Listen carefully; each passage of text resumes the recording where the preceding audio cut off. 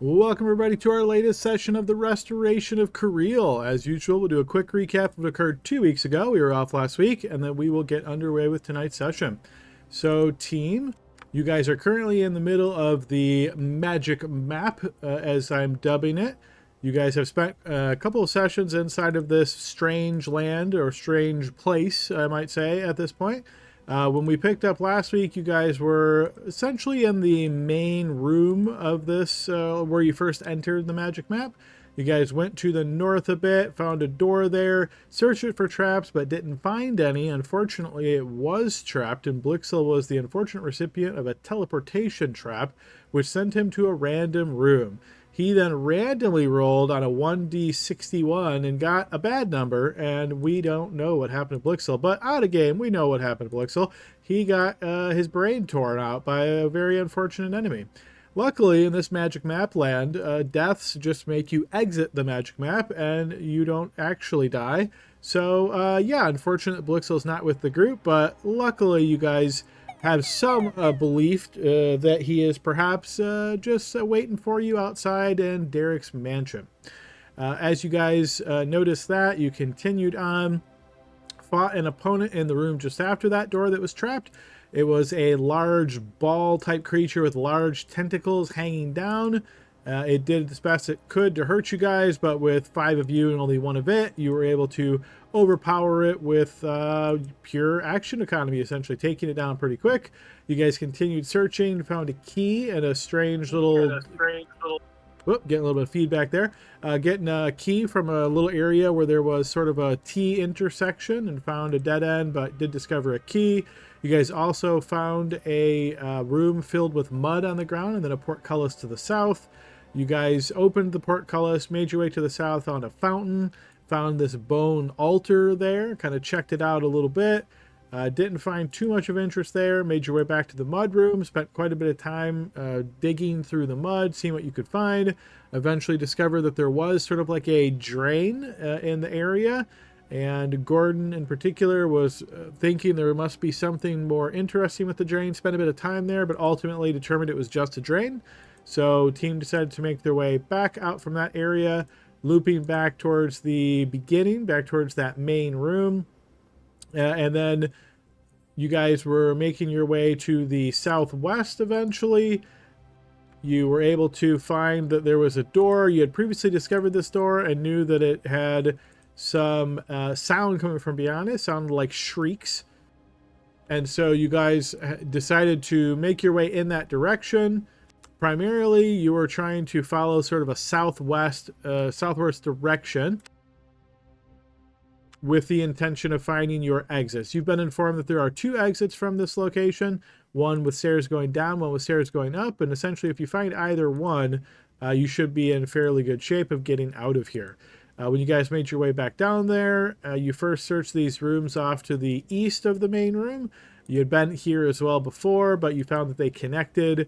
You made your way then to the north, and there was a falling bit of rock that slammed on down, sort of like a big block of rock, and separated the 2 sides of this passageway. Luckily, there was room to climb up and crawl over the top of it.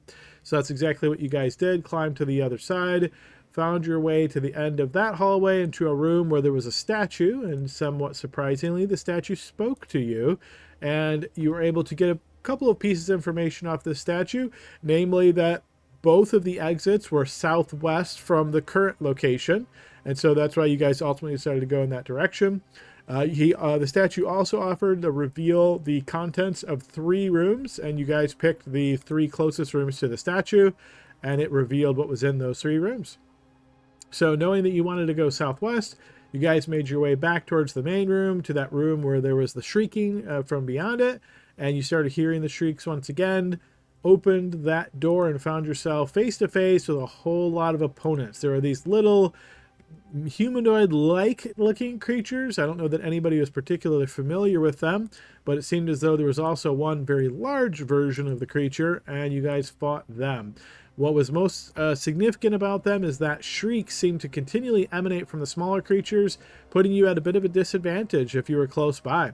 The large creature came out and tried to smack you guys around as best it could, but luckily with your combined efforts, you were able to defeat that big creature as well as all of the little ones. You guys continued on that hallway, found yourself at a door, opened it, only to find several more of the snake folk, the snake type creatures you had fought before. These ones didn't seem like they were interested in fighting you necessarily. They definitely had weapons drawn, aimed at you if you proceeded, but you guys backed off pretty quickly and were able to get away without an encounter.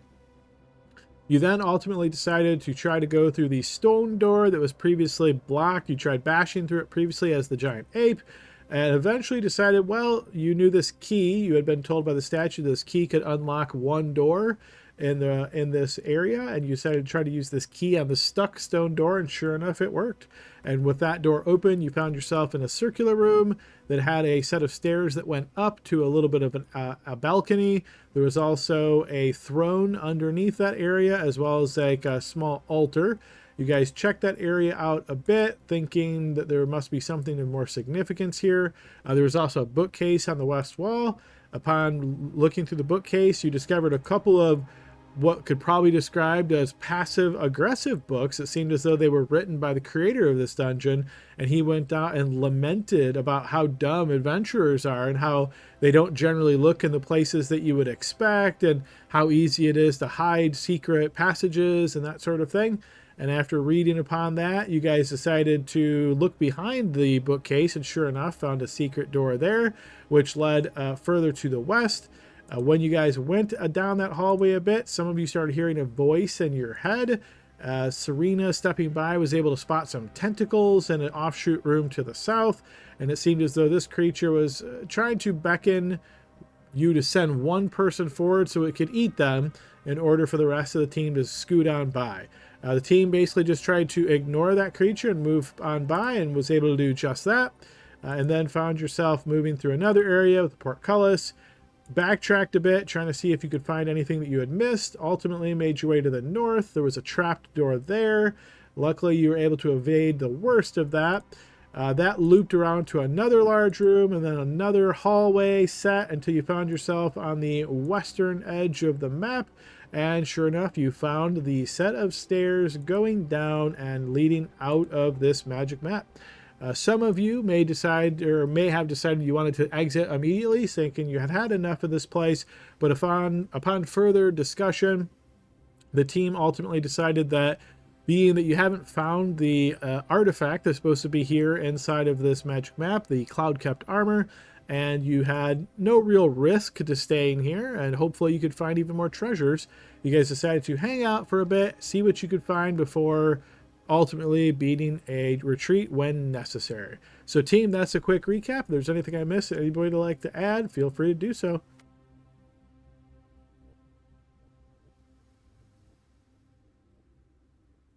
Okay, pretty extensive recap. Sounds like nothing to add. Let's go ahead and deal out a card to everybody.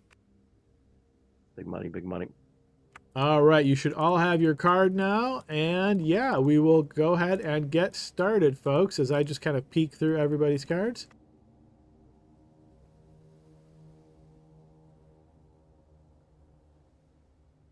Okay, yeah, all right.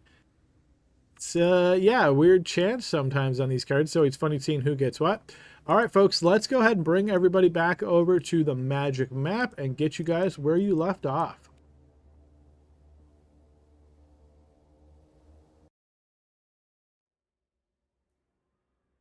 All right. Oh, and as a reminder, this was something that I forgot to mention you guys could have added, but we had a card spent late last session, and you guys found some edible mushrooms, I believe it was. Those of you that ate them, which I believe is everybody, is currently under the effects of a bless spell.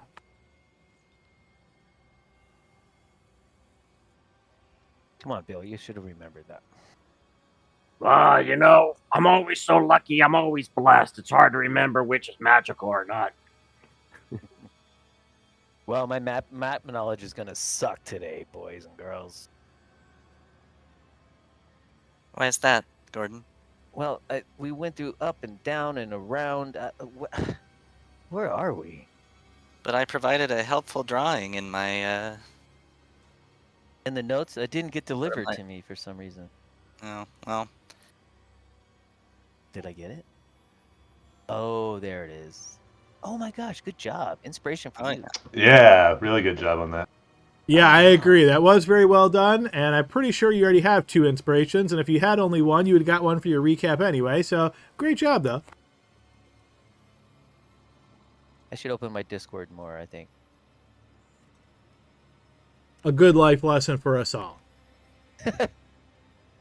Freedom!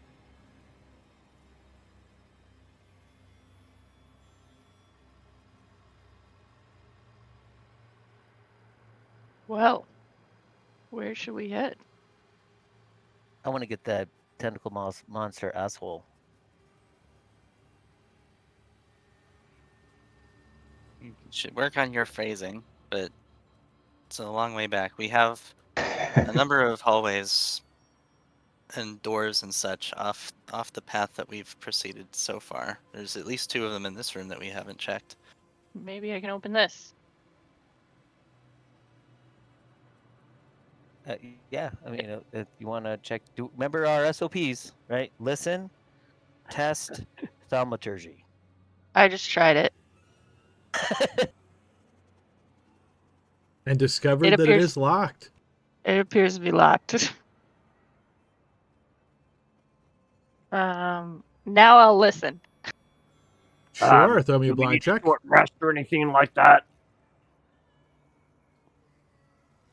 You What hear was nothing that? through that door, Serena.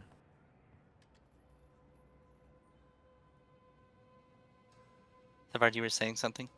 Well, I'm just wondering, I feel like we're in a daze a little bit because it's been seems like it's been a while, but anybody need to rest or anything like that? You're all good to go. I'm okay for now. Gordon, how is your magic holding up? Solid. I'm in. I love a good rest, but I could probably squeeze out another fight. I am Lovely. mildly injured, but it's fine.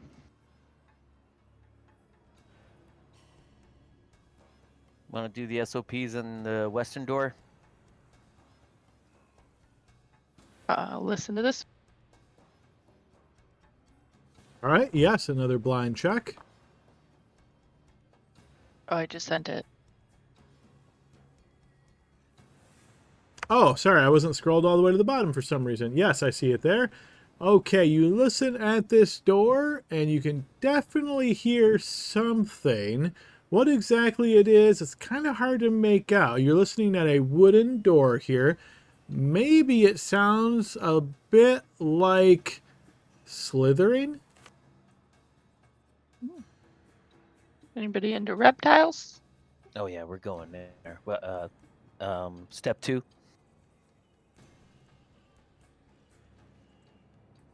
Check to see if I can see any traps on the door. You spend about a minute here sailing, looking for traps, but you do not find any. All right, I'll hold on step 3 until we're in agreement and in position. Copy.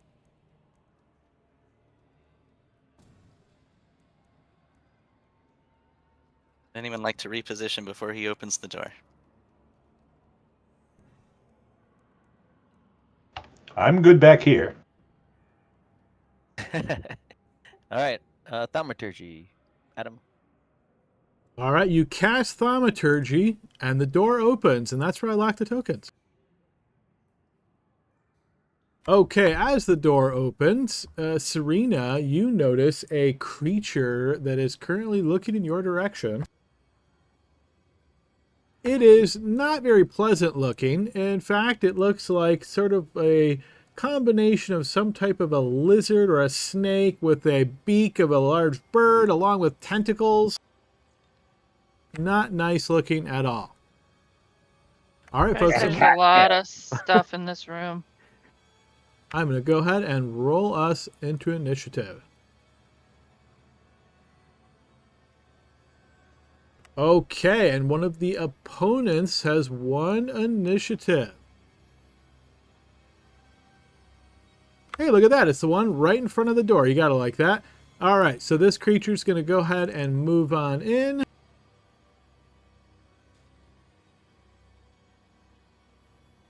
It's going to move up to you here, Serena. As it does so, it's going to attack you twice. I'll need 2 defensive rolls.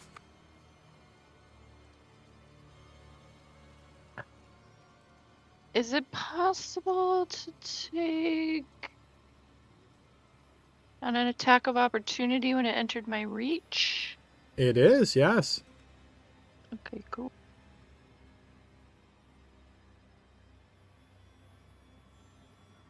All right, go ahead and make your attack first. Okay, that will go ahead and hit. Go ahead and post damage. Okay, so that'll deal 9 points of damage to the creature. I believe you have Sentinel, right? Which makes it can't move after it's hit. That's right. All right, so it starts slithering through the doorway, whereupon you strike it and kind of hold your weapon against it, preventing it from moving further. And you are not attacked twice. Tavern, your turn. Nice, no reach. Boy, I tell you what, that thing there is going to be kind of ugly. Hate to see whose its parents were. What I'm going to do is I'm going to I come think right it's with here, us. and holy schmanoli, I'm going to go ahead and just take the dodge action right now. That's it, just the dodge action. Okay, dodge action. The next one slithers on through.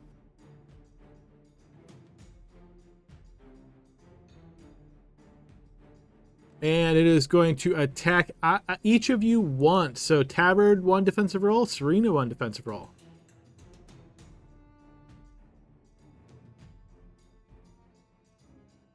Tabard, you managed to evade its attack. Yeah, they call me Tippy Toe Tavern. That's right. But Serena, it does manage to hit you with its... Oh, okay, I misread this. It is going to miss you, Serena. Awesome. Alrighty, this one's turn. It is going to move up. Essentially, it is in this spot, and it is going to remain there. Saline, your turn. All right, we're going to. I can see one opponent, so we're going to firebolt it. If I can get my character sheet to load.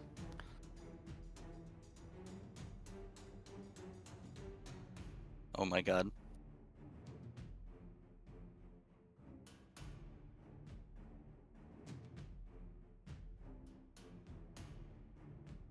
Alright, we're gonna type it in and then we're gonna reload roll 20 after that. So 1d20 plus 7. That doesn't want to work either. Skip me for now, I will be right back shortly. My intention is to firebolt. My intention is to firebolt this one and then run back into the hallway to the left as soon as I get stuff loading. All right, sounds good. We will move to Serena.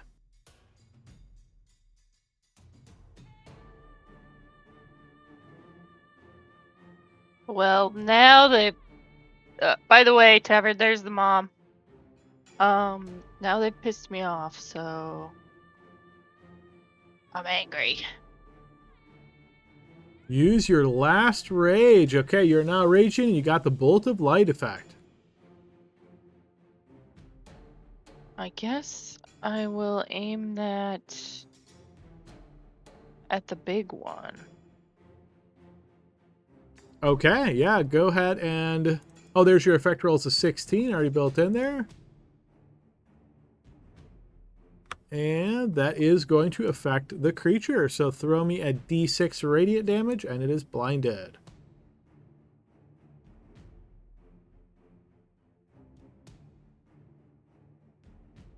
All right, that bolt of radiant energy leaps over a couple of creatures to strike the larger one, hitting it. And you can see it moves its face and head around in a strange pattern as though it's having a difficulty seeing its surroundings. Does that take the rage damage too? It does not. That only applies to melee weapon attacks, unfortunately. Well, it was worth a try. All right, Oh, stepping back to firebolt out of nowhere. Saline, who got it working now. Yes, that will hit.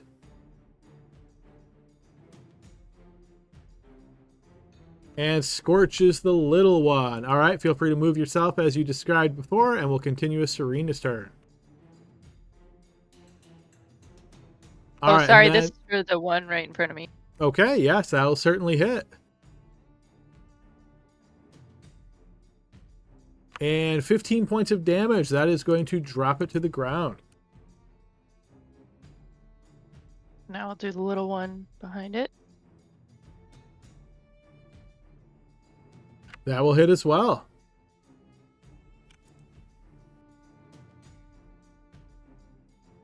All right, another 15 points of damage. I'm going to move this door out of the way just so it's easier for us to see and interact with this area. That is I going say, to this wound is the fun. creature. Get in here, guys. Keep swinging. It's fun. You need to back up a little bit to help us out. All right, Can I Derek. back up still?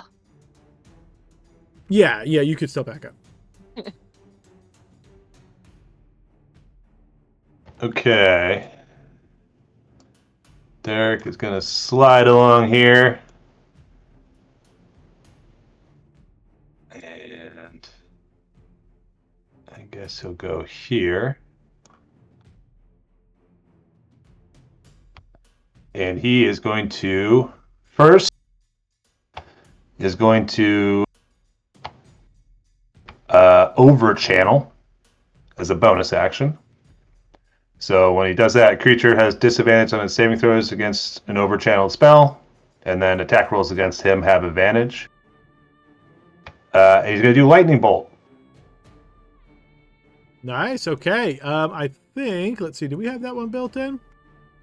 Yeah, we have that one built in as well. I don't think we've seen this one in Smart AoE, but yeah, go ahead and give that a shot.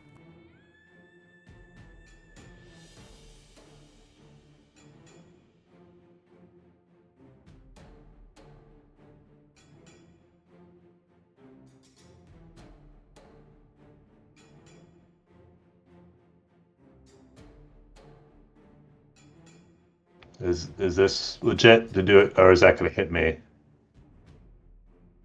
I can't really tell. I think it should be moved over one.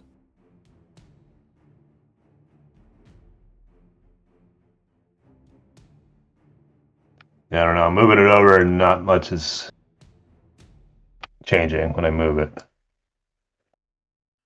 Yeah, okay, that's a weird one. Go ahead and trigger all. If it does hit you, we'll just restore it. And they have disadvantage on this. All right, we'll double check the rolls then.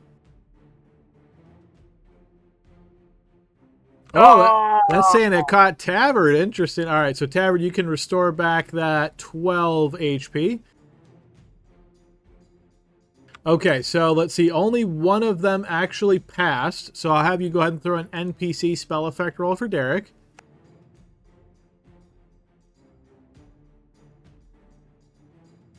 That's actually on the token, but I can tell just based on what you rolled there that he is still going to pass. So it will stay exactly as it is.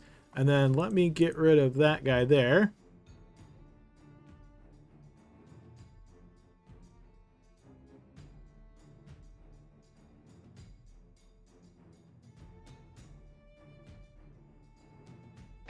Okay.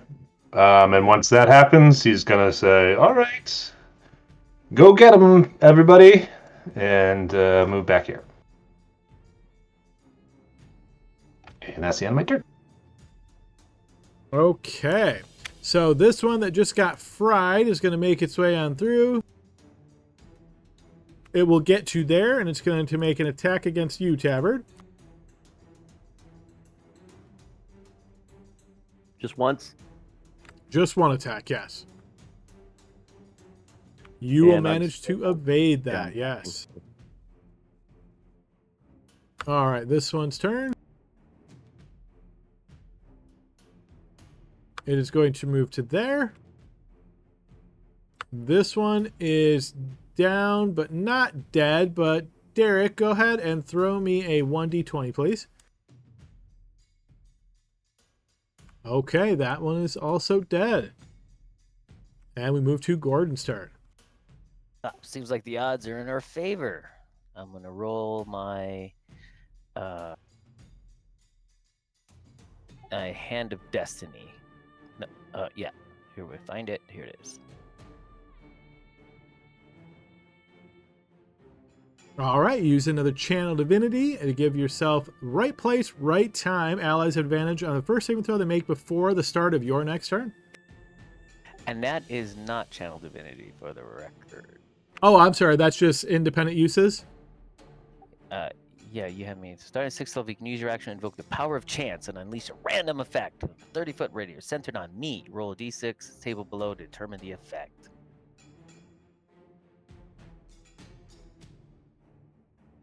Okay. No, it's right up there.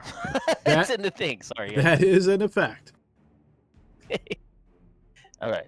All right. The odds are in our favor.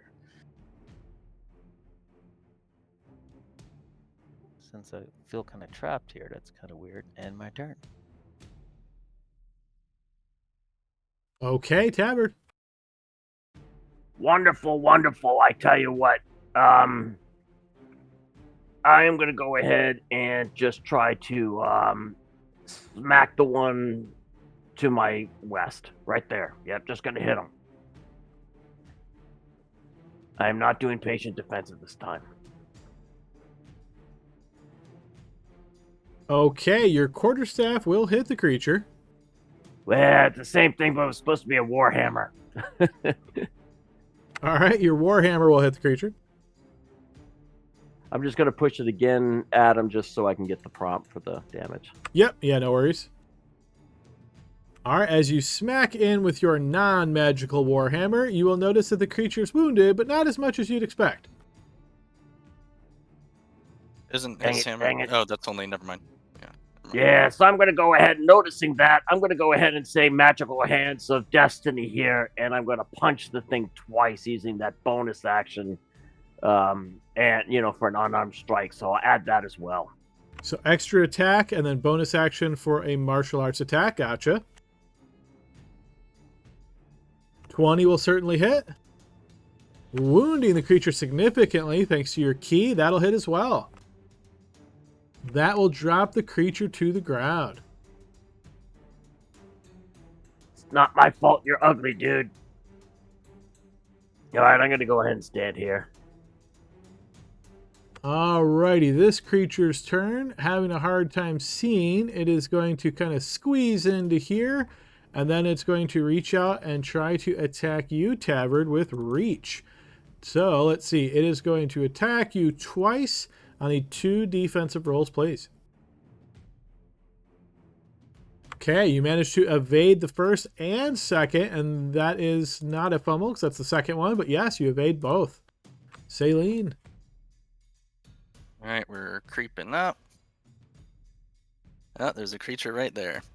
But now that I'm in its reach, I can continue along 10, 15, just to get a little bit better of an angle here. And is that almost depleted health bar, the creature in front of it, or is that something sitting on top of it? The creature body? just to your southwest is currently prone on the ground and not moving. Oh, I see. Okay.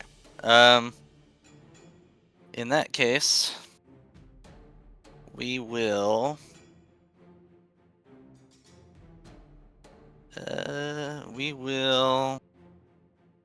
pull the dead. And who is your target? The big one, the one that I can see that is still up. So we will spell effect roll. We will. Oof. That is a fumble. Let's see a really fun one here. You got it. Do I care? No, I'll fumble this one just for you because it usually doesn't happen, Appreciate that. It makes it so much more fun. And this is a spell. Yes. See? Quite embarrassment. Fun. Too bad my eyes were looking forward. I'll stay here. All right, Serena, your turn.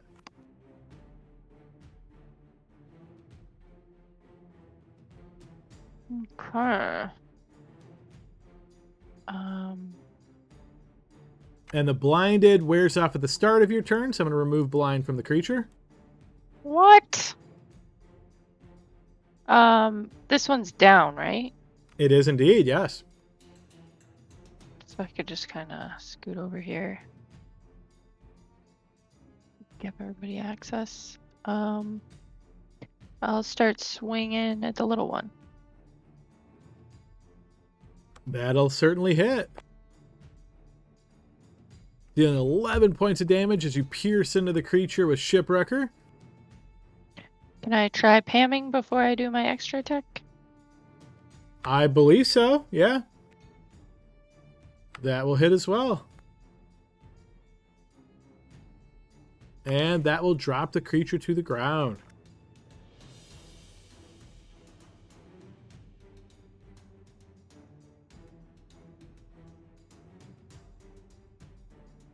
And extra attack for this guy.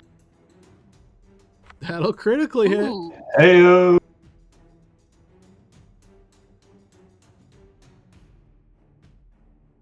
And go ahead and throw a can- piercing crit.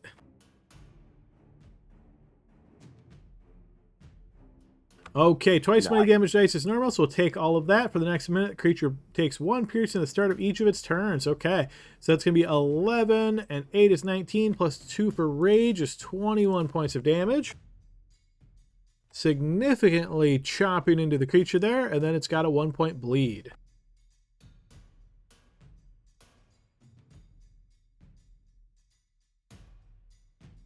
And moving through the enemy's space is like a... Requires either an action or a bonus action to attempt, and you can either try to tumble through or overrun, but you don't have an action left at this turn, so you wouldn't be able to do it now. Okay, guys. I hate to block it all off,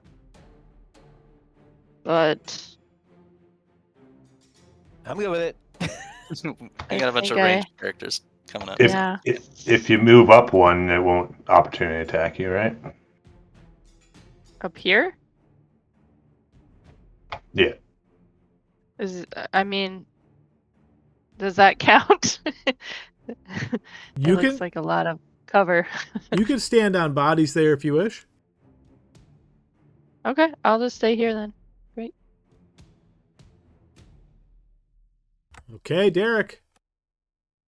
Derek's going to try to conserve some spell slots because he knows there's a lot of other rooms here. So I'm just going to do Firebolt. So is that a spell effect roll from him? That's an attack roll. If you attack notice, roll. yeah, if you notice in the top, I built a thing called Cantrip Attack under your actions bar there for Derek. If you just click that, it'll take care of everything for you.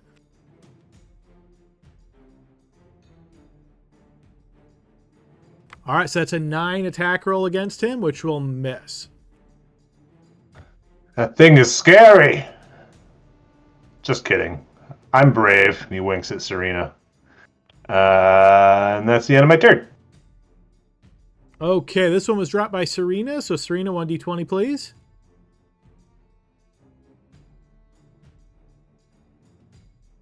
All right, that one is dead. This one was dropped by Tabard. Tabard, 1d20, please.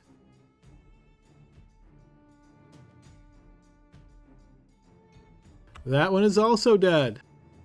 We move to Gordon. We're doing great. May the hand of destiny be on our side.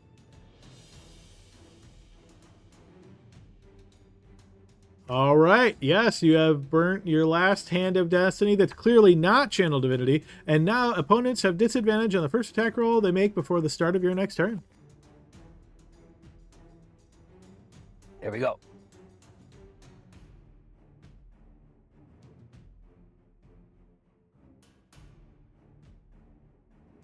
End my turn. All right. Go ahead and click the button. We'll move to the top of the next round with Tabard.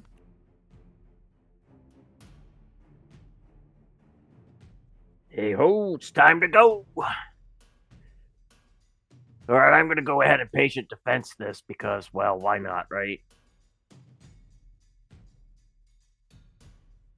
Yeah, might as well.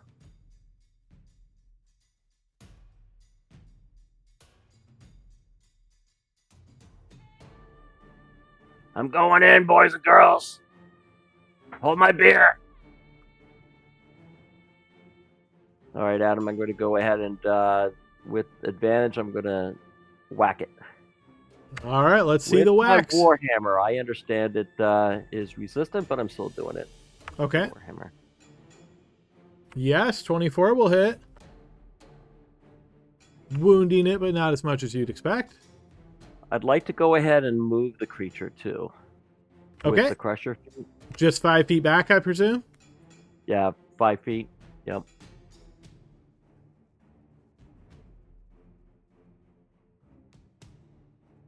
All right, I'm going to go in here. And I'm going to go ahead and this time I'm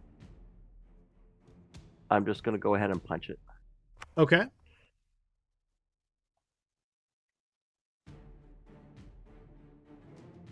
Yeah, that's going to hit as well, fully wounding the opponent. Yeah, and just as an FYI, you might already known this and just decided, but because your unarmed attacks are also bludgeoning, Crusher would apply to that. Yeah, I know. I was thinking about that afterwards, and then it doesn't matter. I mean, who knows how damage would have worked anyway. So I'll just pretend that was the smart thing to do. Sure, So. yeah, that's always good to do. All right, the creature's turn to respond. It's going to take 1 point of bleed damage.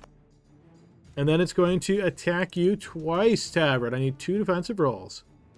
Yeah, this is at disadvantage. Yes. I mean, at advantage. Yeah, it has disadvantage on me. So it's going to hit you on both attacks. So I'm going to go ahead and on the first one, I'm going to go ahead and use inspiration. Okay, sure. All right, so that means you rolled a 3 on your inspiration, and you're currently adding 11, so that would be a 14. So unfortunately, that's still going to hit you. Yeah, all right, it's going to just hit then. I'm not going to use a hero point on that one. Okay, so it hits you with its tail, and that's going to deal 14 points of bludgeoning damage. And I take half for that because of dwarf. Yes, indeed. And then it's also going to hit you with its tentacles. That's going to deal 17 points of slashing damage. And because it hit you with both of them, it now gets to make a third attack against you. So I'll need another defensive roll, please. And a 25 is good enough to avoid that one. So it tries to hit you with that beak after those tentacles slash into you, but it is not able to hit you with the beak. Nice. Keep it up. Okay, Saline. All right, we're going here and here. And it's getting low.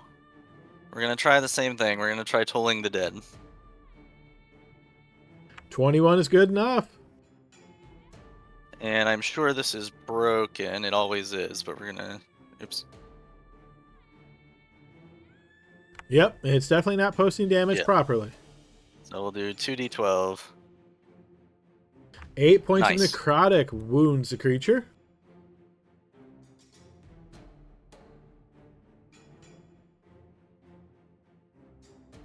That's it. Okay, Serena.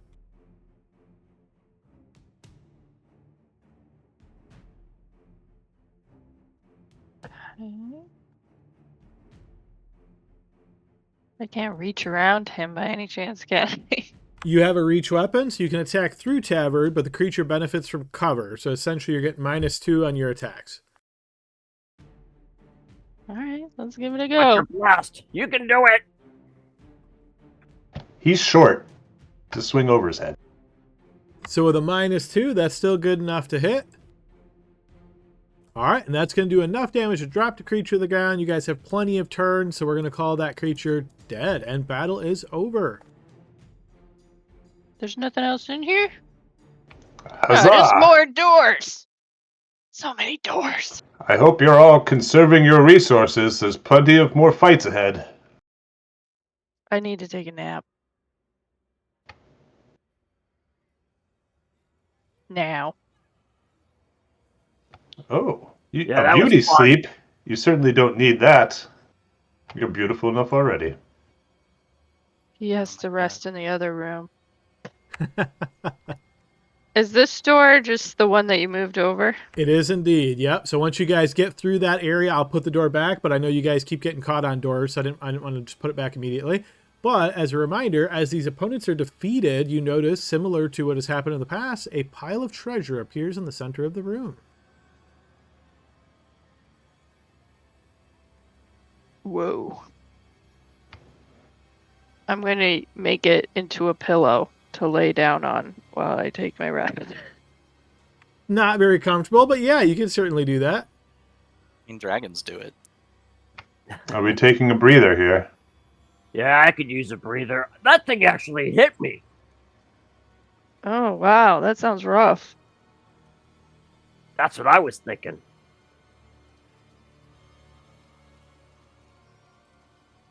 All right. If you are taking a short rest, go ahead and just type in the chat what short rest option you are using from our house rules, and then make sure to deduct a short rest using the display value.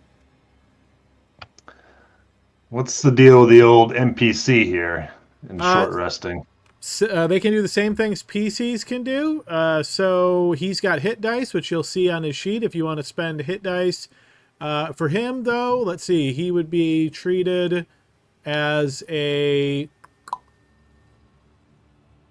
I think he's technically only considered to be proficiency bonus 1. Or I'm sorry, 2. So he would only get the 2 dice, not 3 dice on Restoration of Health. But he can do the spell recovery as well. Yeah, I think I'll do that so I can get 2 spell slots back, right? Or Correct. 1 second level spell slot. Yep, exactly. So yeah, he'll do that.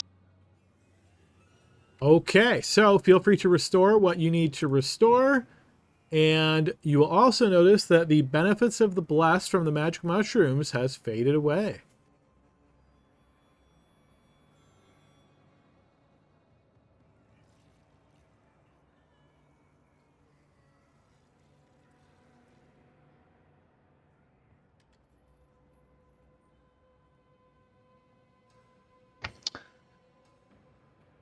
Well, your companion hasn't run into us, Lord Blixel, so I think it's safe to say he's probably no longer in here, wouldn't you say? Oh, yeah. I forgot about that guy. Who? Who are we talking about? We did consult the spirit, Andalin, the creator of this dungeon, right before we took our last break, and he did confirm that Blixel has been forcibly extricated from the dungeon. Yeah, I hope he's telling the truth about him being alive still. You know, the really handsome, charming one. no, that copper dude.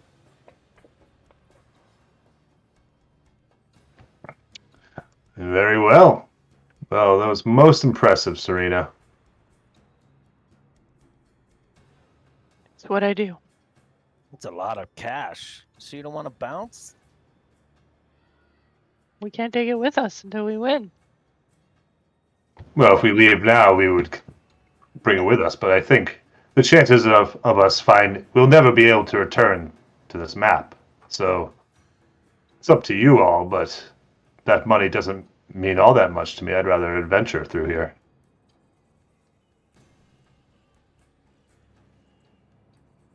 All right, which SOP door are we going to do? We may as well check the north one. If my spatial awareness is accurate, it probably just leads to the hallway we were just in. But may as well not leave anything behind us. And we're collecting all this coin with us while we're going, right? Is someone picking it up? You are, and I'm lightly assuming that you're kind of fairly dividing it amongst yourselves. I'm not going to be too critical on this. Like if some of you guys start dying and someone runs and gets away, I will assume the person that got away has it, unless it would be really not make sense. Okay. Blixel ain't getting Yeah, I just had to say, like, whoever's holding it has to survive.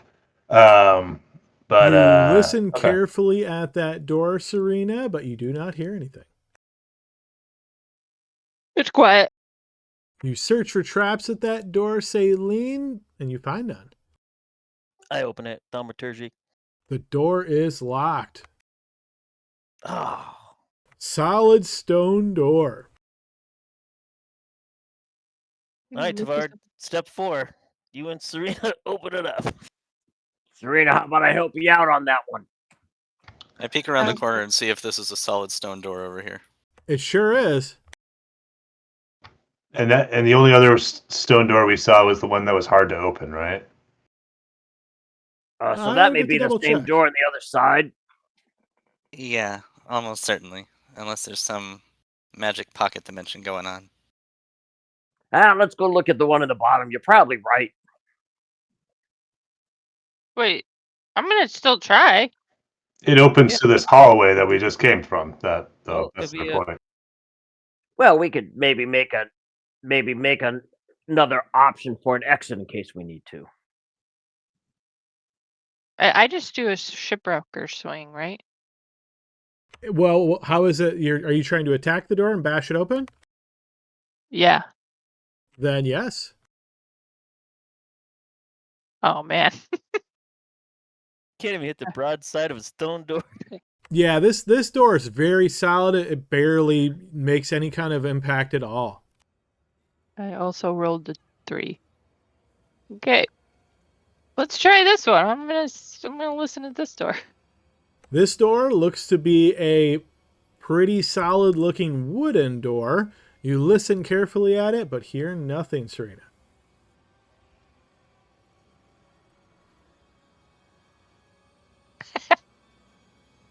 And Saline, you spend some time heading down there and investigating it for traps, and no, you find no traps.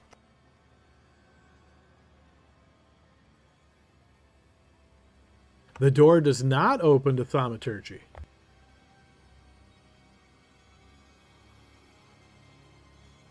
The door appears to be locked, Serena. It's locked, guys. What a surprise. We should spring Vin from prison for the explicit purpose of just opening doors for us. I think Milena would be okay with that. 100%. I think you'd have to have someone that's good at opening locks to get him out of prison, though, right? Touché. Blixel has knock, but he's outside. You gonna help me, Tavard? Of course, I like bashing things. All right, so Oh my god! So this is bashing with Shipwrecker. What I will say is you hit it, and it doesn't seem like it takes much effect. So you basically, when it comes to wood doors, if you want to spend the time to break them down, you're going to be able to. But based on that roll, it means it's going to take a little while, and obviously you're making a whole lot of noise. You also have the option of just trying to like bodily bash into it to break it open that way. Yeah, I thought if I was helping, I thought you were looking at it, athletics. But I mean, unless you wanted me to help you swing that shipwrecker of yours. Oh, well, I mean, it's kind of the same difference, but... I'll just say mechanically, there's a DC to break it open using athletics. To destroy it, it has a number of HP, but when you hit it like that, it only does a certain amount of damage. So, for example, if you want to post the damage that you did, I can tell you how many points of damage you actually dealt to the door to give you an idea of how long it's going to take you to break through it. Okay, so cold does nothing to the wood door, so you would deal 8 points of damage as you're no longer raging. That would do no damage to the door. So it has a damage threshold of 10, means you have to deal at least 11 points of damage to deal 1 point of damage to the door. Now, obviously, if you just spend time here and keep re-rolling, I won't make you keep doing the rolls. You eventually be able to get through it, but it might take you 5 minutes or 10 minutes or 15 minutes, hard to say. We'll do an estimation on those. But if you just bodily throw your athletics at it, you have a chance of just bashing it straight open like that. And with advantage, because Tavard's helping you bash Correct. the door. Okay, that would normally be a blind check, but I'll take that one. That's good enough. So, unfortunately, that is, let's see, south. Yeah, that is actually enough to bash this one open. So I'm going to go ahead and unlock that and open it for you.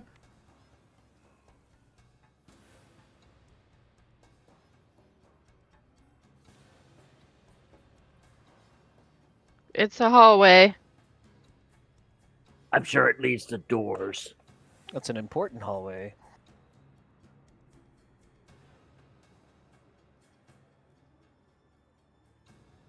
Oh man, it's a super long one.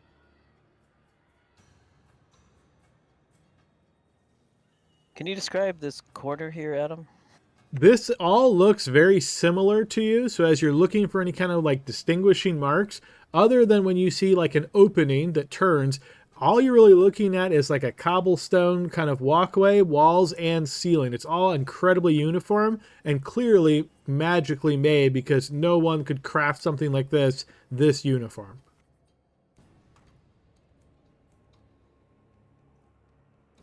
All right, Cerilia, as you continue exploring a little out front of your teammates, and you get to this spot here with eyes on the next room, you hear the sound of squelching as approaching without trying to hide or be stealthy in any way has alerted the occupants of this room to your appearance there, and I'm going to go ahead and put us into initiative. I shout, "Of course this room doesn't have a door." That About one time. does not. All right, let me go ahead and turn on some different music here.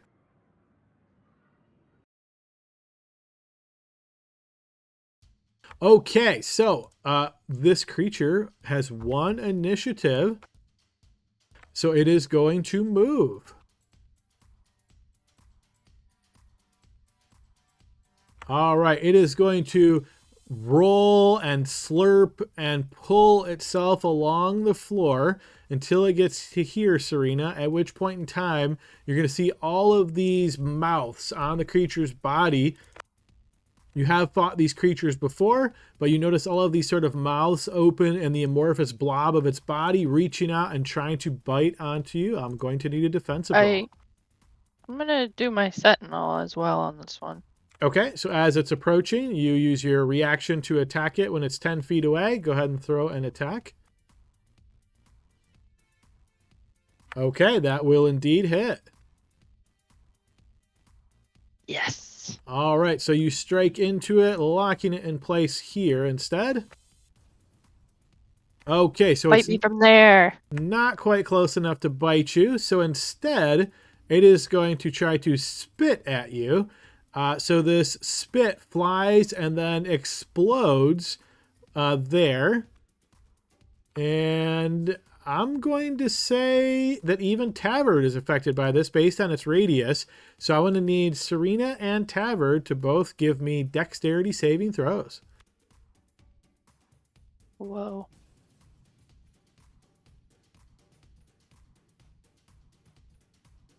All right, you manage to dodge out of the way, and so do you. So as this explosion happens, there's a lot of bright light that suddenly emits from the spit. You guys both are able to obscure your eyes soon enough that you're able to avoid any kind of startlement or blindness in your eyes. You will also notice, Serena, now that this creature's a bit close to you, the ground around it, the cobblestone, takes on this doughy-like appearance, and your feet in the stone you can feel are like mushy now. The whole ground close by this creature is turned into this dough. You can tell it's going to be difficult terrain, and it may also have some other issues dealt to you starting here. On top of that, you can hear this constant babbling that seems to come from this creature, and you being close enough to it. Okay, let's move to Saileen's turn. Okay, I don't know how close I am, but either come way, down here. I'm following First door on the left. First door on the left. our left. Yes.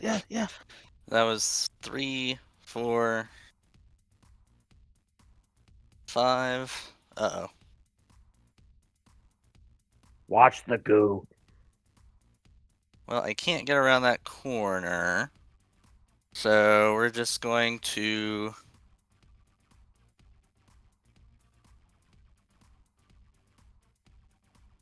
I don't have a useful bonus action to get over there, so...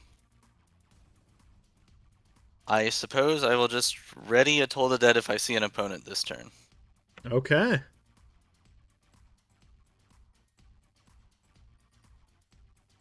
Okay, next up is Derek. Okay.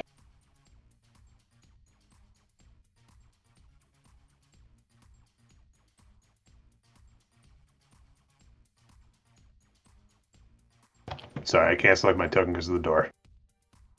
All right, let me go ahead and move that door for you. All right, it's 30 to here. I guess he will dash. And get to here. And that's the end of his turn. All right, Serena, it is your turn. As you start your turn here, I will need you to give me both a strength and a wisdom saving throw. Will do. I have a quick question. Do Sure you know thing. if it looks like I'm supposed to be having advantage on initiative rolls? Do you know? Oh, that was where I'm supposed to tell you and then re-roll my initiative every time. That is correct, yes. Oh, okay, I gotta remember that. So Right, good. Yeah, unfortunately with the automation, I can't build that in. But yes, if you have like a little sticky note or something to remind yourself, remind me and we'll make sure we get that in play. So that was, sorry, wisdom and... Strength. All right, so that ground that's all doughy by your feet, you managed to not be too affected by it. It is still considered difficult terrain, but you're able to pick your feet up and actually move. And that babbling that's going on, you're able to just kind of block it out enough and not pay attention to it. It is your turn. All right, you spend a rage and you get a wild surge of... Okay, so if you are struck, it is going to deal some retribution damage in the matter of 1d6 force. Okay. Bring it, buddy. Oh, yeah. It sounds like we both tried to add that at the same time. All right, y'all let you do it. Okay, now I'm gonna swing from here. Yes, 20 will certainly hit.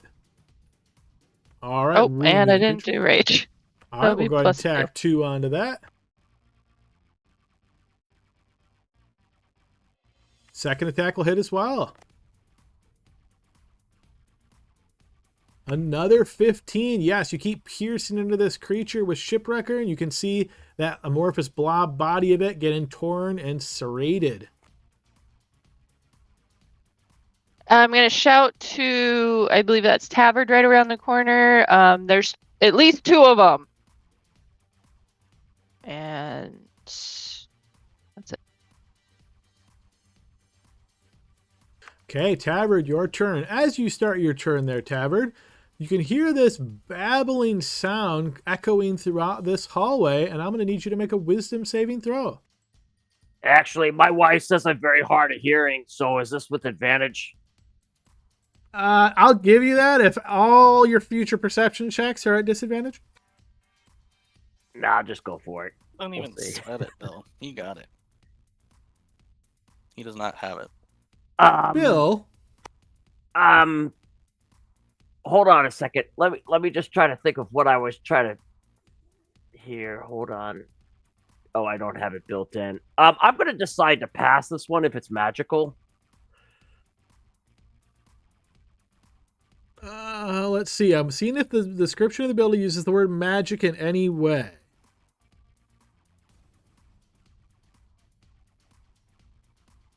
It does not. All right. Well, I'm gonna fail this one. All right, I need you to roll me a D8 there, Tavern. You know what? Actually, yeah, I'm not gonna bother with it just because. All right, you did a 2. So on this roll, basically this babbling gets into your mind and you're sort of listening to it and you're trying to figure out what in the world these words are saying. It's maybe there's some kind of language there. Is it trying to give you a hint about what to do? And as you're trying to figure this out, you realize you've wasted your entire turn just trying to figure out what this babbling means. All right. I was dizzy there, folks. Moving on to the next creature's turn, Serena, you're going to notice as this smaller ball that has some tentacles and eye stalks hanging off of it floats up to the center of the room. As it does so, it looks in your direction, and you notice 2 of these eye stalks suddenly begin to light up. Serena, roll me 2d4, please.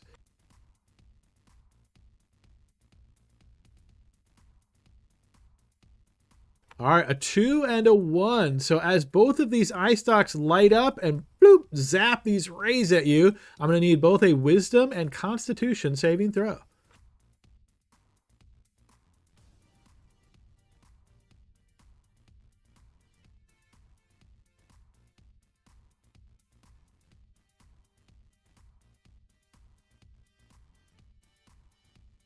All right, on the Constitution save, you feel your body start to lock up, but you fight through it. On the Wisdom save, unfortunately, you have failed that, and we will find out the effects of that on your turn. Gordon. We got a floaty thing. All right, 5, 10.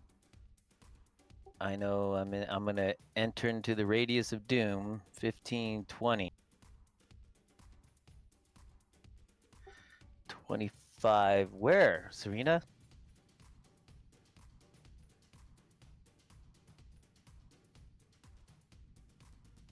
Serena is kind of standing there and sort of bobbling back and forth. She was role playing it perfectly by not saying anything. She's just kind of standing there and like sliding side to side a little bit. I grunt towards the doorway. I don't see anything. I don't know right or left. Like, there's only one way to go. I can't tell. Sorry. You only have 5 feet of movement left anyway, so I'm not sure what you're hoping to accomplish, right? Yeah. We could both go prone. Right. If he enters your square and ends his turn there, he would indeed fall prone.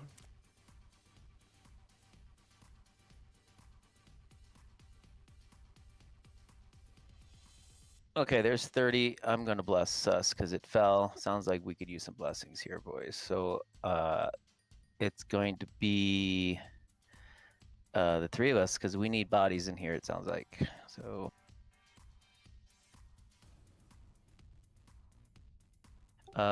Serena, Tavard, and myself.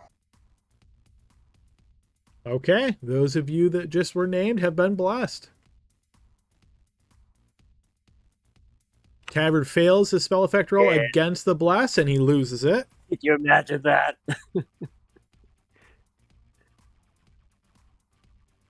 All right, this creature's turn. It is going to move forward towards you, Serena. And no, you cannot use your reaction to attack it, because you can't really string a coherent thought together at the moment. And then it is going to attack you. I'll need a defensive roll, please.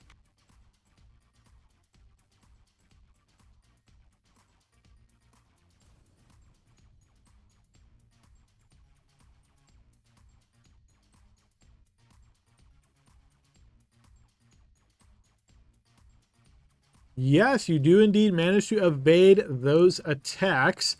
All the effects of the creature have already been mentioned, but in addition to that, it is also going to spit out this glob, which is going to explode, and I'll need Serena, Gordon, and Tavard to all give me dexterity saving throws.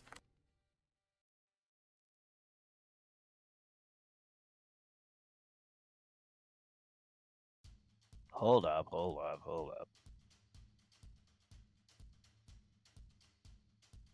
Yeah, I'm gonna burn my last inspiration here. Nice. Am I incapacitated? Oh, good question. Let me double check the exact wording. No, you are not incapacitated. So do I have advantage? Yes, you do.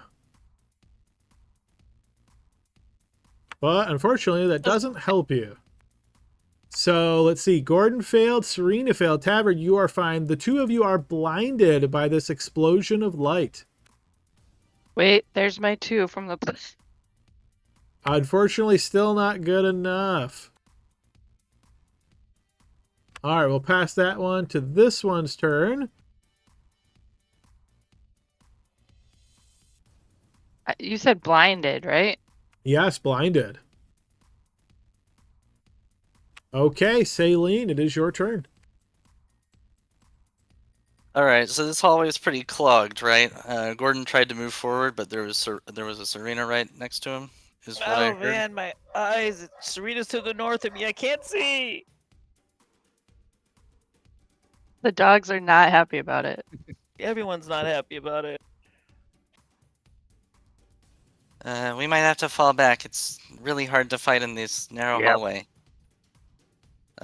So I will bid the team to fall back and maybe get a better vantage point here, because it's gonna be really hard to fight in this little corner. So I'm gonna start moving back. So 5, 10, 15, 20, and I'll stop here and I'll ready a Toll the Dead if I see an opponent. Okay. Cover our retreat. Okay, Derek. Okay, Derek is going to move a little bit forward.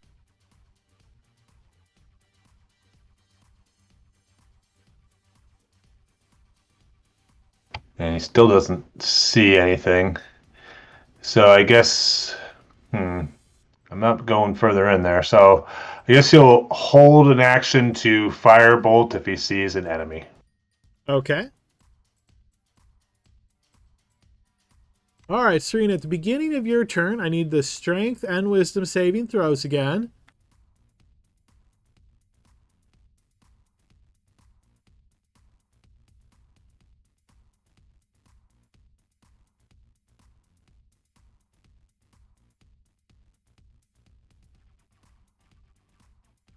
Okay, so you managed to pass both of those saves, so those effects don't affect you, which means you're still under the effect of the other thing that affected you, which is on your turn you can't move, and you use your action to make a melee, a range attack. It would make sense melee since you have a melee weapon in hand, against a randomly determined creature within range. There's only 3 opponents within range, so 1 will be the creature right in front of you, 2 will be the creature of 10 feet in front of you, 3 will be Gordon. Please roll a d3.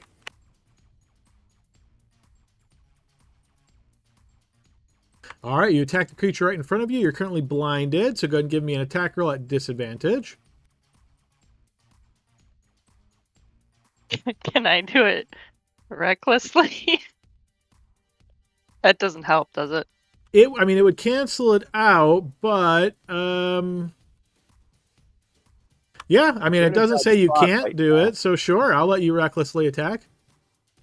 Why not? Let's do it. All right, so that's a 21. That will certainly hit. Go ahead and post damage. 15 points of damage to the creature. It is wounded. So once you've struck it,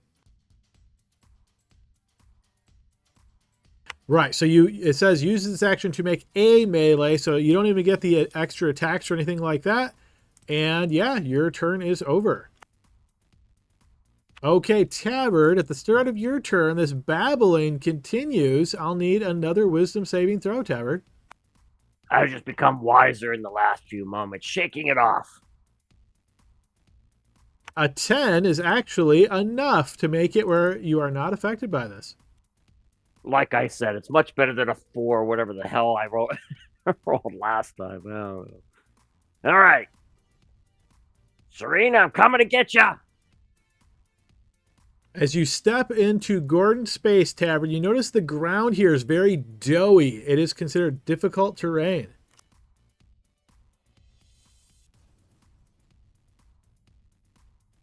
Okay, so that'll be 20.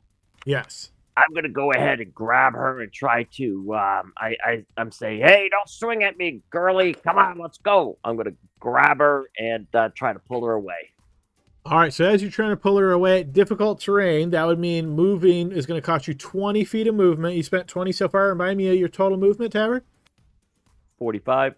Okay, so you'd have 5 left after this. You're also going to provoke an opportunity attack from the creature. You will have cover, of course, that's attacking around a corner, but I'll need a defense roll there, please.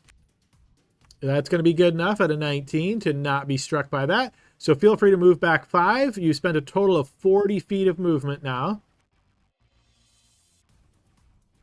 Just to get her here, or Yes.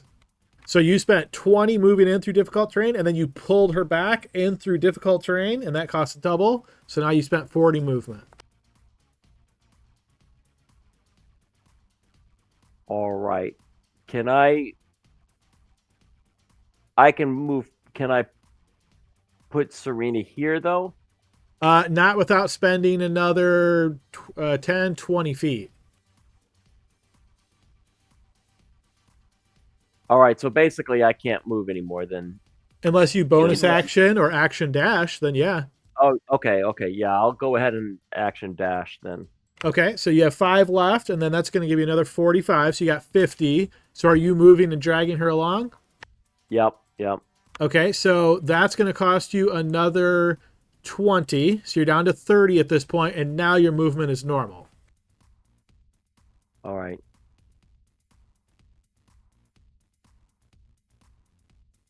So can I go here and put Serena here? Yeah, so that would be 5, 10, 15 extra. Wait a minute. So that'd be 10, 20, 30. Yeah, it'd get you right there, and that's all your movement. Yeah, that's what I was wondering. I just want to make sure I'm doing the math right, so. All right, that'll end my turn. All right, this creature's turn. Okay, it is going to float on through to here. And then noticing Gordon there. Gordon, please roll me 2d4. All right, please roll me 1d4. All right, so you get 2 rays at you. I'll need a Constitution saving throw and then another Constitution saving throw. Okay. Oh my goodness. You will That is fail definitely on good. the first save. And that will gonna use make you... inspiration on that? I don't have inspiration. Oh. Unless That someone will else does. make you Unless paralyzed. someone else does. Sorry, I can't drag that out too much longer. Yeah, I know, so I know. You are now paralyzed. All right, so once you're paralyzed, the second ray is going to hit you. Let me check paralyzed. You might auto-fail this.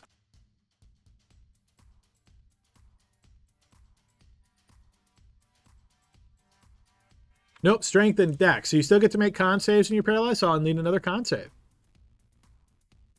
You are going to fail that one as well. So the first ray was a paralyzing ray. This one is what's called a wounding ray. You are going to take 16 points of necrotic damage.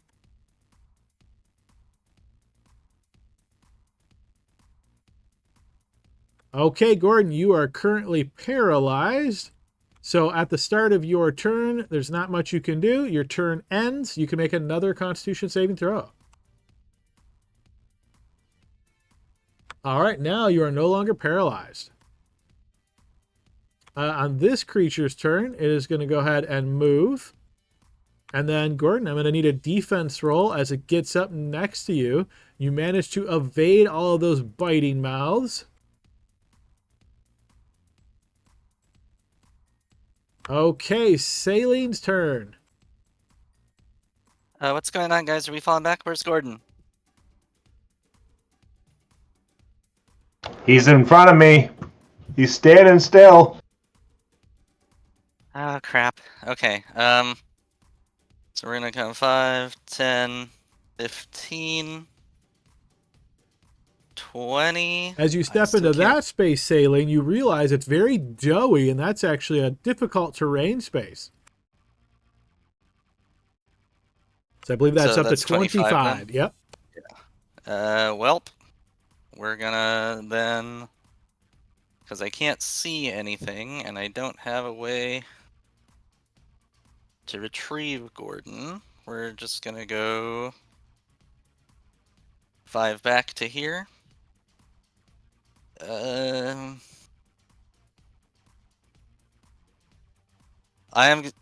It's really sucks. I'm gonna have to dash to get back to my original position, I think. So 5, 10, 15. And we'll hold here, nothing I can prepare, but this hallway looks better than that little corner, so True that. maybe next turn. Sorry, guys. All right, and at the start of Derek's turn, I don't know if it's because these creatures make the ground turn doughy. Something really weird. It just feels like it's hard to get out of this place, right? Like It's hard to move. Gordon, why don't you go ahead and spend your card? Perfect timing for it.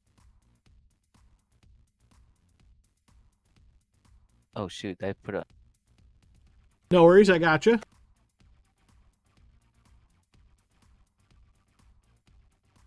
All right, this is the ankle weights red card. Each group member suffers a minus 10-foot penalty to their speed for the next minute.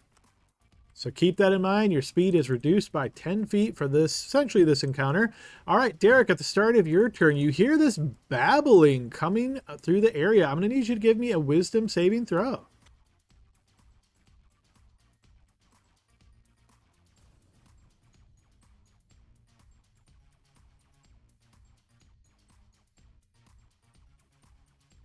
You succeed on that, and you are not affected by the babbling. Okay, he's gonna move up 5. I guess, can I see this little? I see a little portion of a creature there. Yes, I would say you can see a little bit of the creature. If you're trying to attack it, it would certainly benefit from cover against you, but yeah, you can see it. Okay.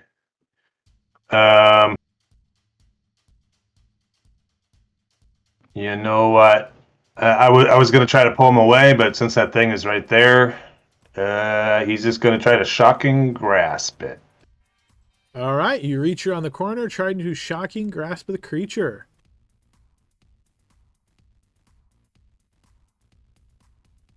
That is going to hit, hitting it for 11 points of lightning damage. And also Okay. for a teaching moment, Adam, so I can know if force movement does not incur an opportunity attack, right? That is correct. And since he shocked it, he is going to move back again because he can't pull him without using an action, right? Correct. Okay. So he'll pull back to here. So that's 10 out of his 20 out of his 30, and I guess he'll move up here. And he'll say, "Your friend looks like he's in some trouble down there." And that's the end of his turn. Fine. Did you go in and just check on him or what? I shocked the creature. Serena, at the start of your turn, this babbling is echoing throughout the hallway. I will need a wisdom save.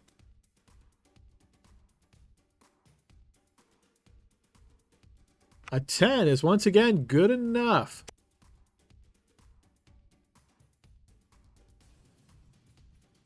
And what are my conditions? I can't move?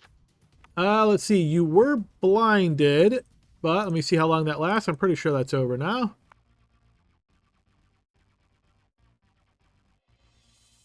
So it's over at the end of the creature's next turn. So yes, you're no longer blinded. You're still blessed, and I think you attacked or got some damage last turn, right? So, or no, yeah, no, you attacked and you hit the creature. So yeah, you're good. You got rage and you got blessed. But when I got shot by the ray, Yes, you only failed one of those saves, and that was just double checking. You got hit by that ray. It only lasted that one turn, so there's no lingering effects. okay. Cool. I say, should I get back in there? I think we have to if Gordon's stuck. All right, so just for tracking movement purposes, you were here. You spent 10 feet to get there, so that would actually be difficult terrain. So that was 20 to get there, 30 to get there, Serena. Dang. I'm I'd like sorry, to use no, my no. action. 25. Sorry, no, I don't know if it'll really matter, but it was 25, not 30.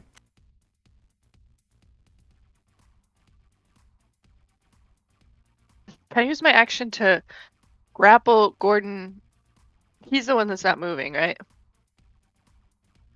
I mean, he's standing there. You can certainly use your action to grapple him if you wish. Can I move him through my space and drag him over here? You could, yep. So you would grapple him as an action. Then you have to use double movement to move him through difficult terrain. So let's see. You spent 25. What's your max movement? 40. All right, so if you try to step back, that would cost you 20 feet of movement. You've already spent 25, so you don't have enough for that, unfortunately. Yeah, I mean, I was hoping to be able to move him around me. Right, so essentially But- that's moving him through 2 spaces of difficult terrain, which would actually require you to spend 40 feet of movement, which you don't have.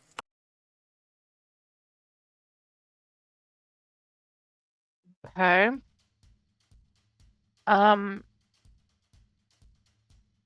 And this is a bad guy that I can just see a little sliver of.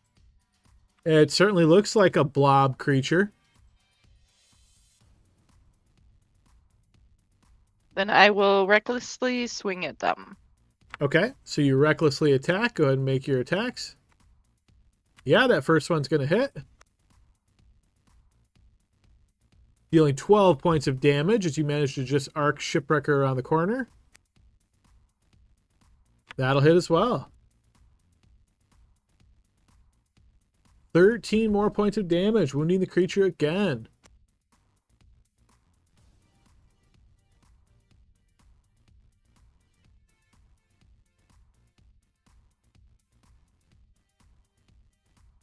Oh, sorry, I missed Pam. Pam will hit as well. Yes, good job. All right, you managed to whack the creature.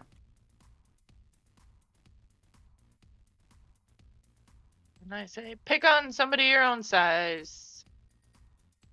And I also say, has anybody used up their bloodline ability? Let me know. Gee, I wonder what that could mean. I can't remember what your bloodline abilities are. All right, Tab, at the start of your turn, babbling wisdom save.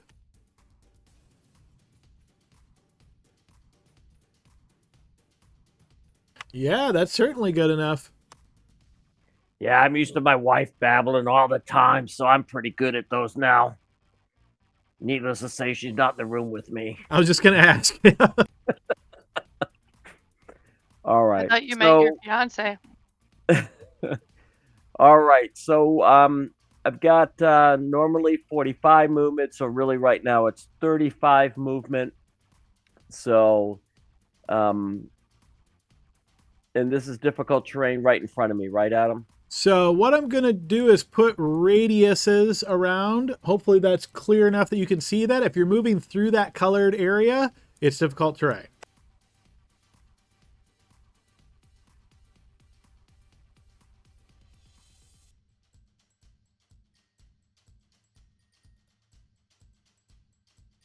All right. So I got a question for you, Adam, just because I don't think I can do it because can I go grab Gordon and move him back a couple, or do I'm sorry for asking. What No, may that's be a okay. simple- No, it's just a lot of stacking stuff here. So, all right, Yeah, so yeah. you would enter her space. That would be difficult terrain. Then you would grapple him, and then you're trying to pull him through difficult terrain and another person. I won't count additional move with the other person, but that's still each square you're moving him would be 20 speed. So, yeah, I guess where are you trying to get him to? And I can give you how much that's going to take. Could I just put him there? All right, so you I mean, spent I'm 10. It would be 20. You would then grapple him, pull him to here. That would be 40, 60, 80. You would need to use 80 feet of movement to put him there. all right. So but my action would be to have to grab him then. Yes, you would have to spend a key point to step of the wind to get more movement to move him there.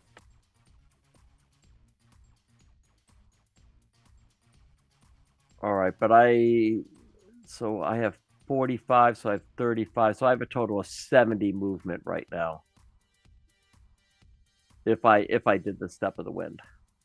So Well, I mean, it depends on where you're moving. If it's all in difficult terrain, remember your max speed's 45. You spent 10 so far. If you step of the Right, but we wind, get you would get minus 10 45 we get extra. minus 10 right now for the red card. Oh, yes, good call. Yeah, that is correct.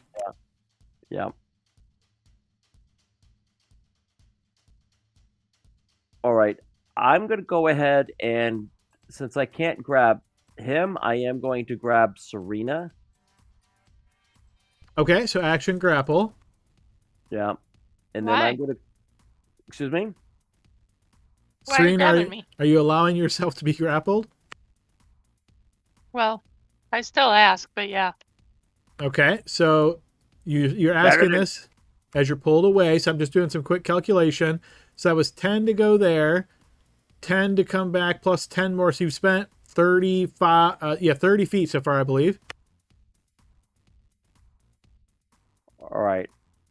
Then I'm just going to go ahead and come here, and I'm going to bring her down to where I just was.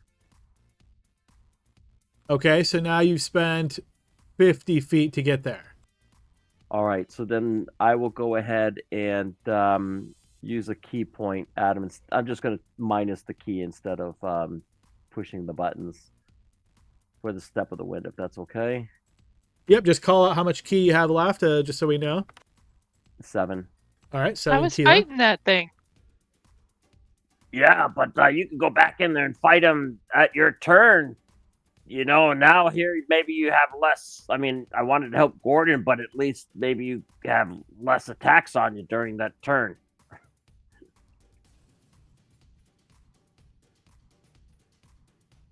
All And I don't right. know if Yeah. that was the right thing to do, Serena, but I'll just say the reason why I did it is because maybe that's one less saving throw you need to try to make.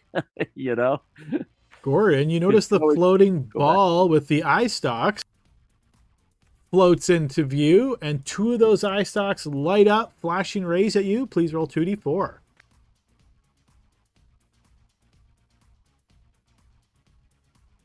All right, first one, I'll need a Constitution save, and second one, I'll need a Constitution save. You passed the first one and are not paralyzed.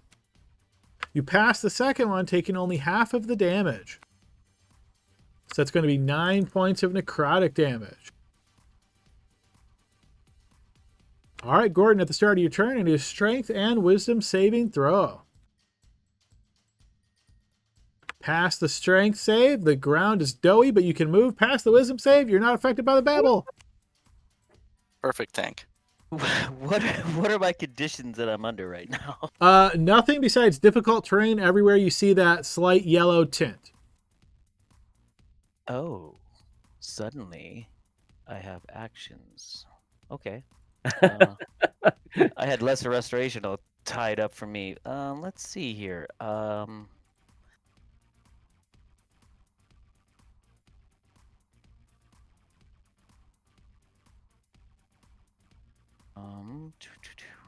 Sorry, I was not thinking more offensively when preparing for my turn.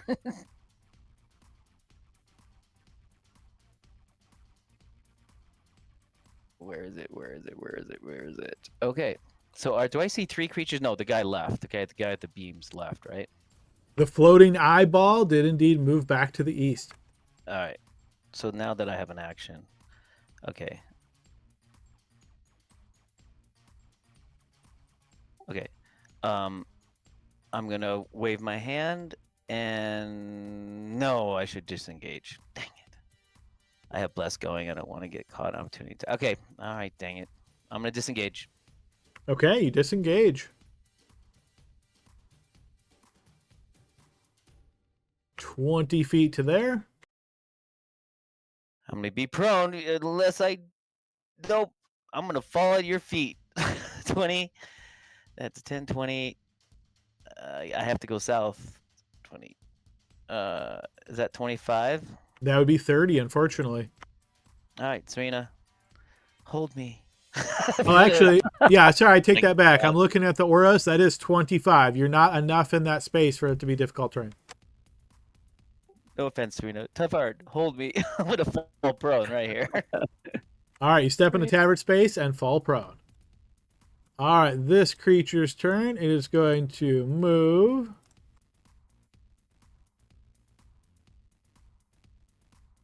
I thought they stayed in their rooms. It is going to attack Serena. Serena, you notice this amorphous blob comes around the corner with all these mouths trying to bite you. Defense roll, please. What if I whole arm Don't master? wanna. Or no, sentinel it first. Unfortunately, you couldn't based on your angle. Yeah, it was worth a try. And as a reminder, you recklessly attacked last time, so this is at disadvantage. That is going to hit. All right, you're going to take 19 points of piercing damage. We're going to have that because you're raging down to 9, but I also need a strength saving throw. Yes, you feel these mouths trying to pull you to the ground, but you manage to avoid that fate. Then you are going to notice, maybe... Wait. It needs Don't to hurt take me. it needs to take force damage because it hurt me. Yeah, feel free to roll that 1d6 force damage.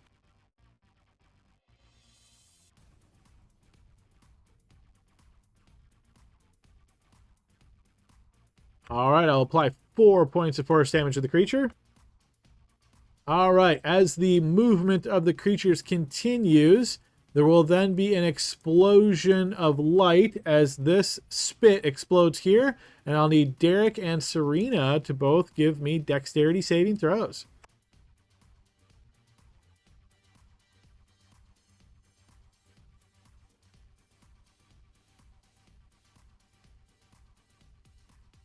Okay, well, Derek will pass, but unfortunately Serena will fail with a 12. Serena, you are Hold on blind a and sec. skinned. No, hold on. I do have something, and I'm just gonna use it for her because I think we could win this one. Here.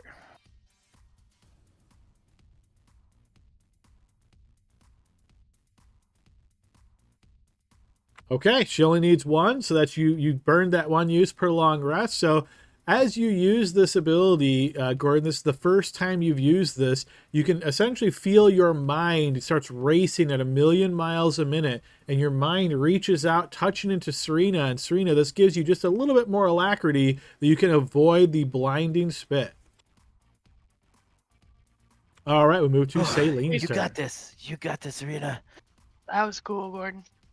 Okay, so where is the difficult terrain? I'm having a hard time seeing. It's like pale yellow on white, so... Let me change the color. Let's make it orange. How's that? Is that better? Can you see That's that a better? lot better.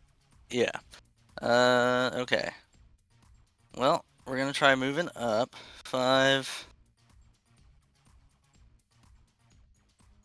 And to step in, it would be total of 15, right? Correct.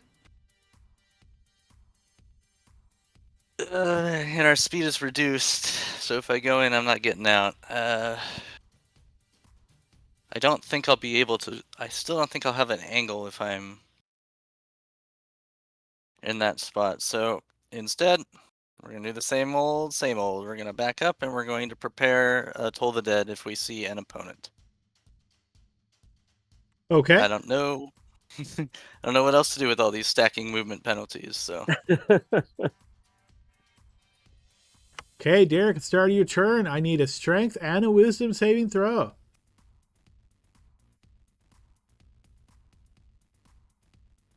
You fail the strength save, so that doughy ground, you can't move your feet at all. Your speed is reduced to 0 until the start of your next turn. However, you are not affected by the babble. Okay. And is this an enemy right here? This It could be, maybe. token? Yes, it's blobby. Not a party member. Okay. All of us are accounted for, I see. 1, 2, 3, 4, 5. Well, I just couldn't see because some people are stacked on top of each other. I want to Yeah. make sure I was. So since I'm right next to it, I'm gonna do another shocking grasp.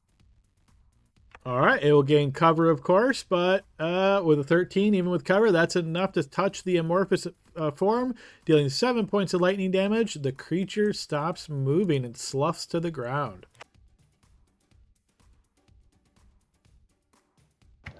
Just, I think I got one here.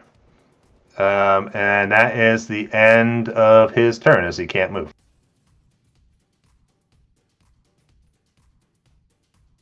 Okay, Serena, start of your turn. Strength and wisdom saving throw.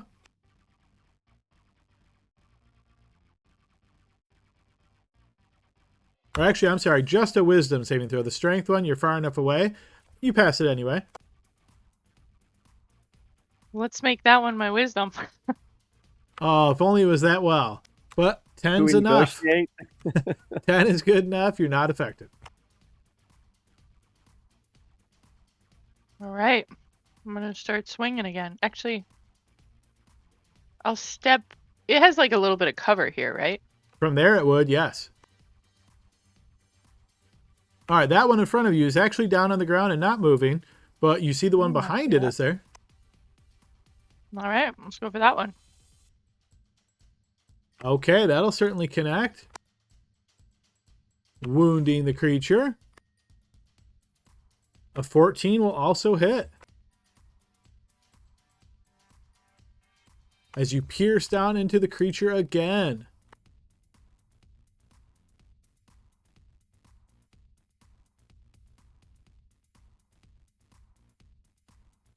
You Pam, hitting the creature again. 10 more points of damage. It is looking very bad.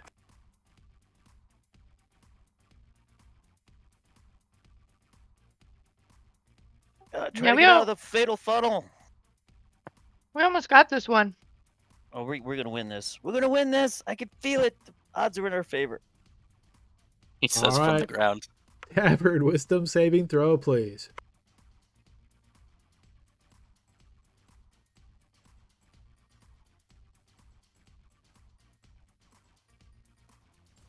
Oof. Tavern, I need a D8. Sure.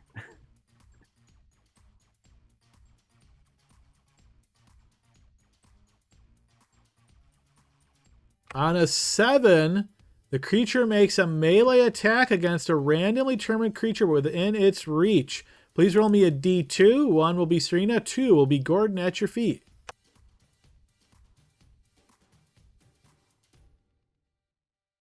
All right, you are attacking Serena. Give me 1 attack there, Tavern. With what weapon or with my I would hand? say your Warhammer. That's your typical. That makes the most sense. All right, big money, big money, big money. The bill special? 14 against Serena's AC of 14. That's going to hit. Wait a second. Was she? Wait, was she I have necklace- 15. Why do I have 15? I don't know. On your blue bubble, it says 14. Why do you have 15? That's what I want to know. Maybe she forgot to update her. Doesn't Barbarian get some kind of bonus from stats?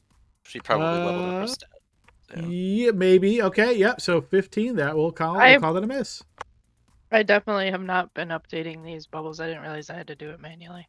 You don't. So it looks like your bubble got unconnected. This happened once before, and I'm not sure why. So I'm going to go ahead and reconnect that. But you can go ahead and update your display that says 14 as well. So yeah, you must have improved an AC at some point, and it didn't get accounted for. All right. With all the, I think I get another attack because of all the confusion. You would normally, Oh, well- but this doesn't matter for this. When you hit me, you're going to get force damage, so look forward to that. Sorry, I just was trying to. My button went crazy there. Sorry. Okay. Do I get anything else to do, or was that just my No, only- that's essentially that's your turn. So you are confused. You strike out, and that's the end of your turn. Sorry. I thought the creature was above your head. Now we all know who would win in a fight between Tavern and Serena. I didn't patient defense that one. Sorry. Okay, Serena, you notice 2 little eye stalks light up from the sides, and they fire at you. I need you to roll Can I, 2d4. Can I, not look at them or something? You can. It doesn't help you at all against them, unfortunately. But you can certainly look away as the rays reach out trying to hit you. What about this? Does that help? Unless it's a dexterity saving throw, which none of these are, no. Bummer. So 2d4, please. All right, so roll another d4. Okay, so the first one is a wisdom save, and the second one is a wisdom save. So the barbarian special, 2 wisdom saves, please.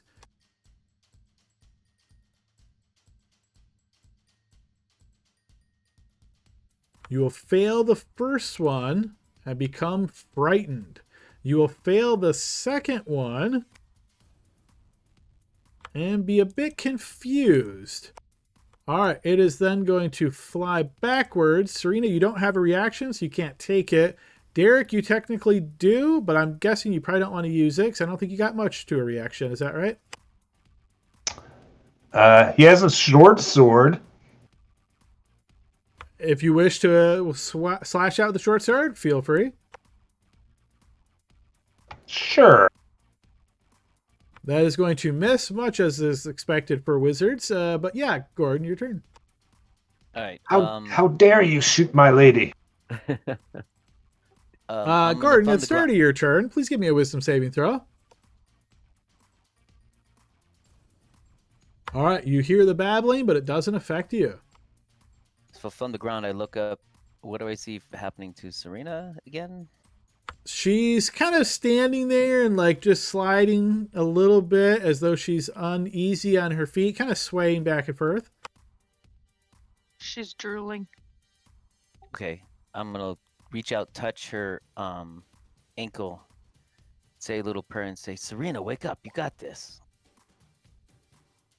All right, so you can remove blinded, deafened, paralyzed, or poisoned, or a disease.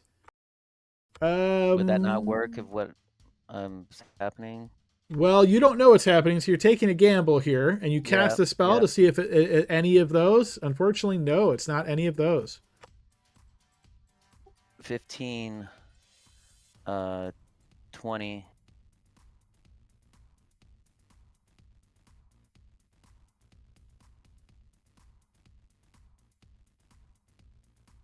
Let's see, so it would be 5, 10, 20, 30. So I still have the dash. Okay. Something's wrong with Serena. Ugh. All right, this one was taken down by Derek. Derek, D20, please.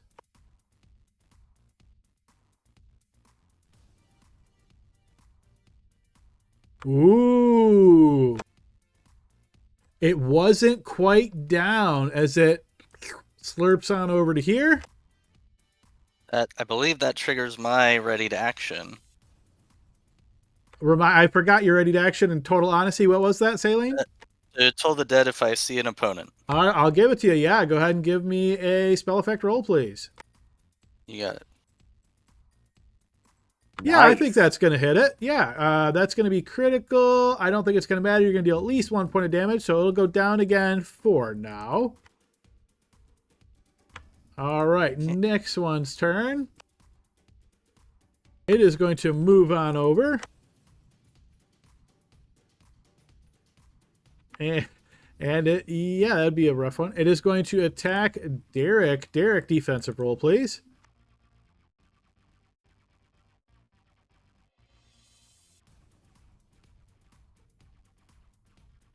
Remember to use that NPC defensive roll. Yep, unfortunately that one I don't think works properly. You're going to have to make sure you use the NPC defensive roll. I did. That was that. Okay, let me just check one thing real quick. Oh, okay. Yeah, for some reason I was thinking it said NPC defensive roll, but yeah, that is totally going to evade that attack.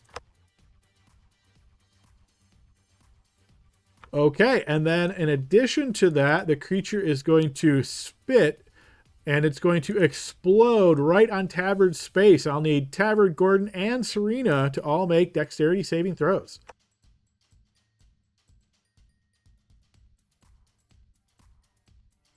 Tavard of a 13 will succeed. Gordon will fail and become blinded. Is that a 6? Hold on. With 6 and if I rolled a 6, let me throw a hero point on there. Maybe 12. It's 11 is not good enough, unfortunately. Serena, yep, yours is advantage. Go ahead and throw your dex save. Yep, and you are also not blinded. So Gordon is blinded, but the other two managed to get away from that unscathed. Okay, Saline. Okay. Is that the creature in the hallway now, or is that the one that we just dropped a second time? There are both in that space. One is dropped and one is up. Okay, I will attempt to attack the one that is up with Toll the Dead again.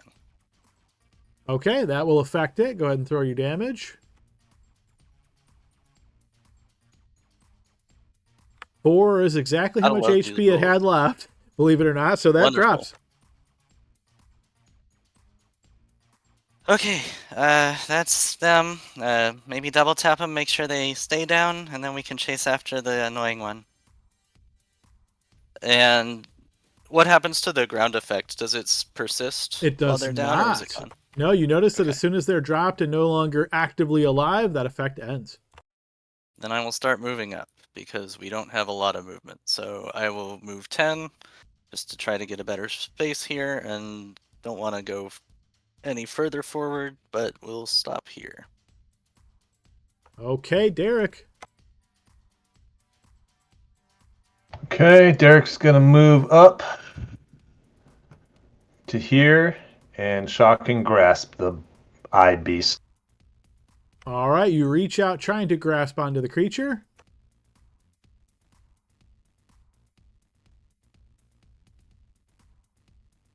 $19 will hit it, dealing 9 points of lightning damage to the creature.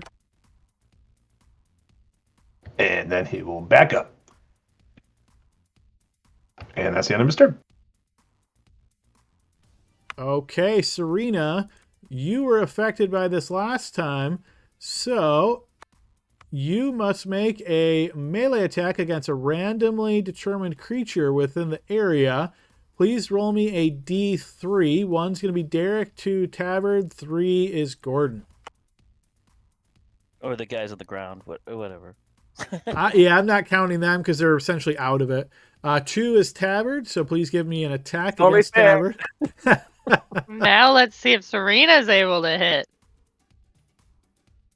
That is a Oh, fumble. crit. Please roll a fumble, Serena. All right, It's you good. We get the two horrible rollers going against each other.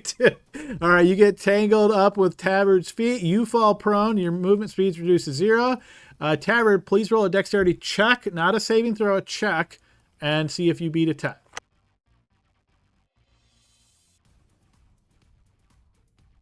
All right, so that was check. Yep. Okay, so yeah, you have no problem staying on your feet as Serena falls Of course prone. not.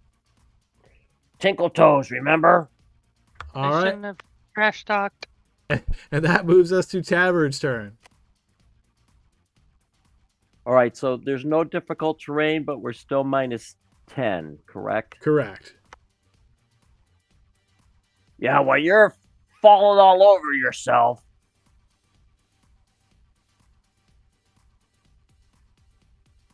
I'm going to go ahead and patient defense. Okay.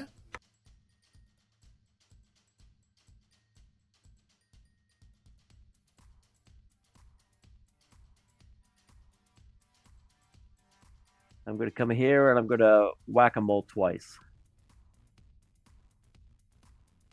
29 will hit. Slamming into the creature. 29 will hit. And I'm going to move it 5 feet up also. Okay. Yeah, 15 damage as well.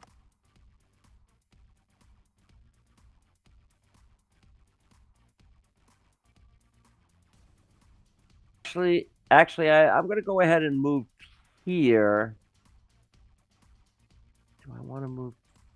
No, I'm not going to in case it comes down and then my friends can attack. Okay, I'll just go ahead and end my turn here.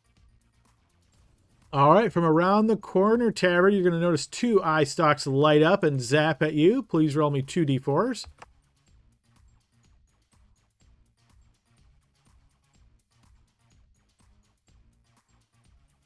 Three and a 2. Okay, I need a wisdom save and a constitution save.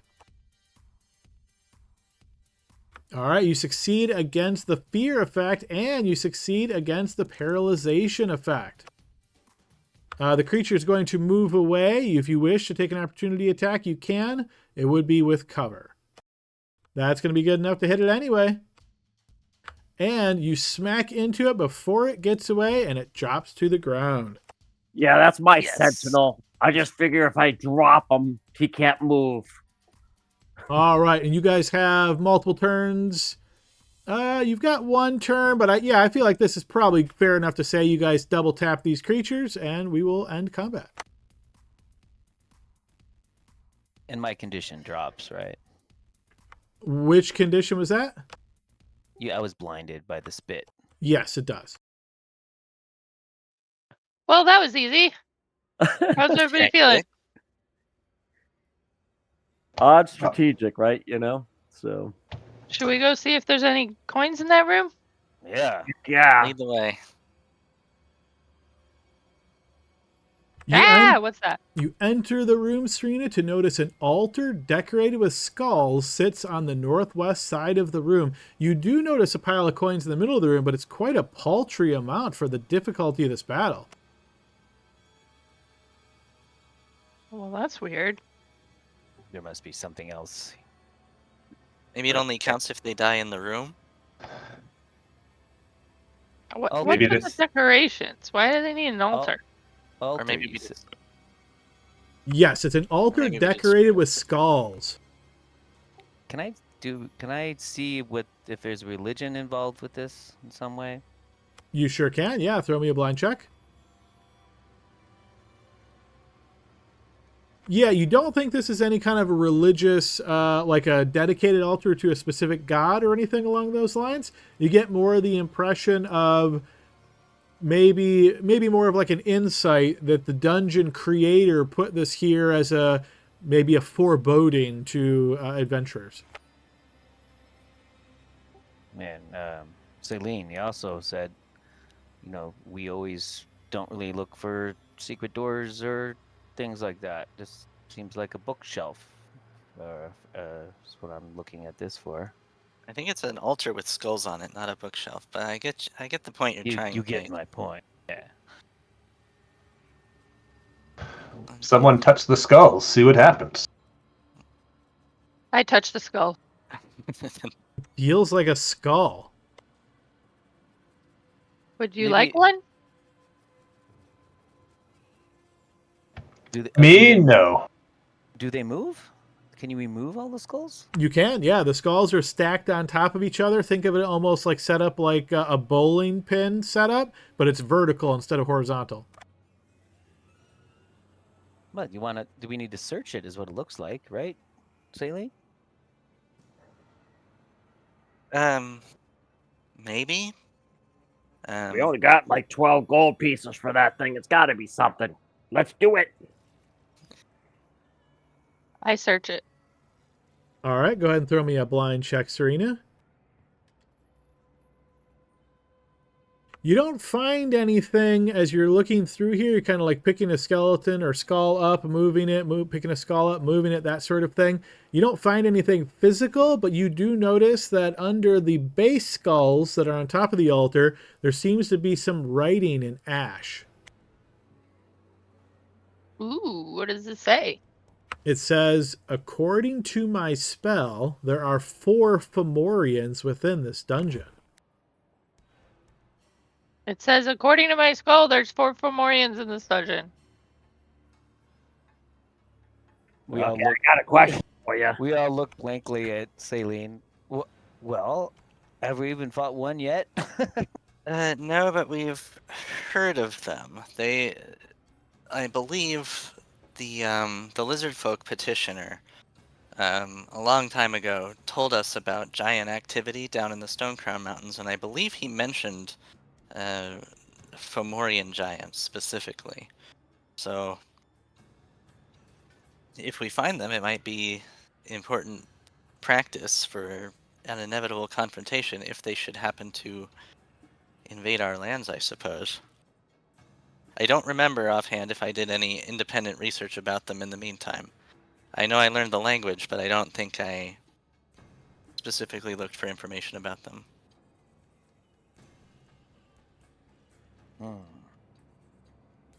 What's the room look like, Adam? It's unremarkable like the other. Cobblestone room. Everything is uniform. Again, very odd. You do notice that door on the other side of the wall here. I can give you more specifics on the make of the door. That door there looks to be a simple wooden door. But the shape of this room is unique, I think. We haven't seen a 1, 2, 3, 4, 5, 6 octagonal room before. Could be worth searching these. The oddest thing names. is that we're used to going into rooms with 14 doors or whatever. Maybe there's a hidden one somewhere. That's what I'm thinking. So I will start searching the the walls because it's interesting that it's a weird shape and they're flat surfaces. So maybe there's a door hidden on one of these. I'll start searching the walls, see if I can find a I'll secret search passage. the wall up here. All right, those of you that are searching, throw me blind checks.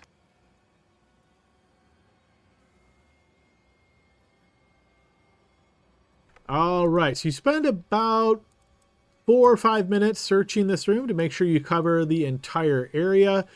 Saline, you don't find anything out of the ordinary. Tavern, as you're searching around that area, you don't find anything out of the ordinary, but you do hear something seeming like it's coming from the east door. It sounds a bit far away and a little bit muffled, but you definitely heard some kind of a sound. That sounds like what you described, a Fomorian. I bet he's behind that door.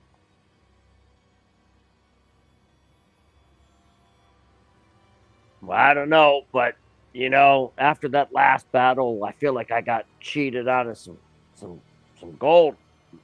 Let's go find some more. SOPs, This SOPs. way?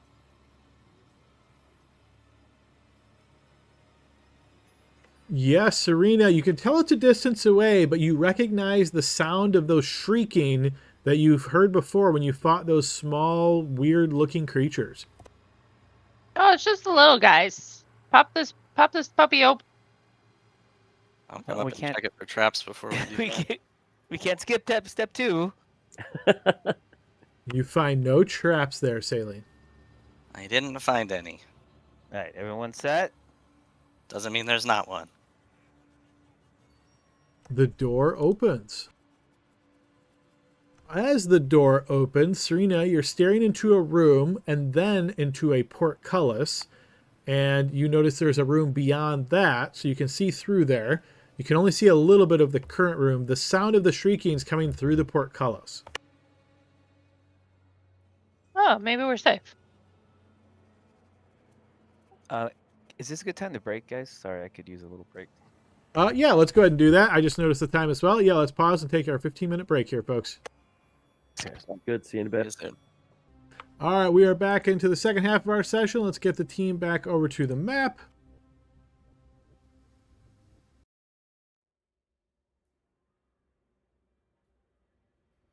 All right, you guys are in pursuit of the armor, and you have just entered this room. You see the portcullis through another area. You've definitely heard some sounds from over there, Serena. What would you like to do?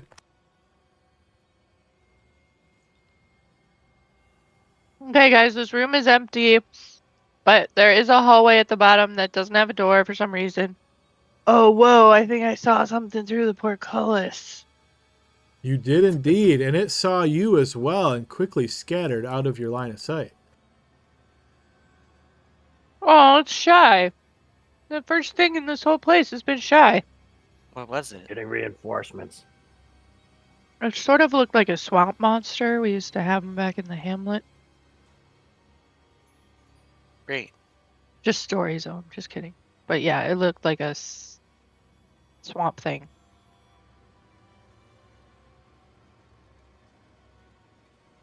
I can't wait till we discover it later and see if that's an accurate description or not. I just threw a picture in Discord for you to see if you're anywhere close.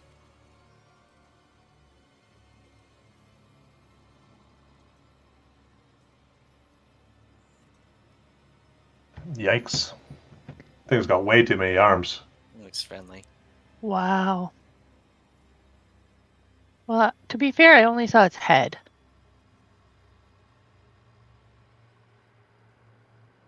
Okay, well that's neat.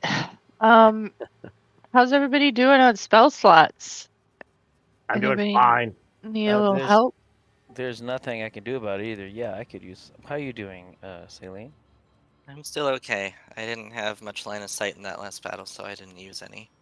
Yeah, I could recover that lesser restoration. That was a roll of the dice. I could use a boost. How about want to be bolstered? Yeah, bolster. That sounds great.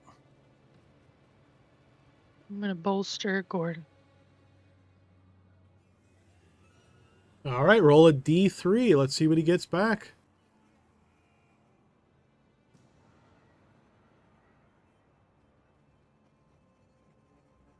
Nice. First level slot back. Sweet. Well, that may save your life. Hopefully not, but there's a Cure Wounds in there for you. And that bless did a lot of work in that last battle, I noticed. Yep. Am I not blessed anymore? Should I take that off? Yeah, it's only lasts a minute. How about Prince Charming? He needs to be bolstered. Well, I have some magic power still, but I'll always take more, especially from you.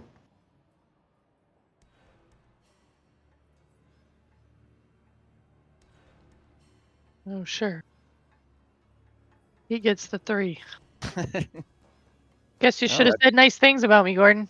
Meant to be. I'll dedicate this fireball to you.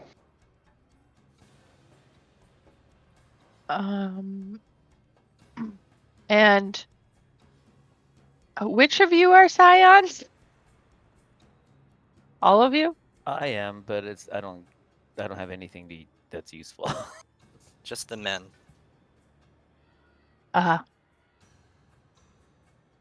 And nobody's expended their magical powers?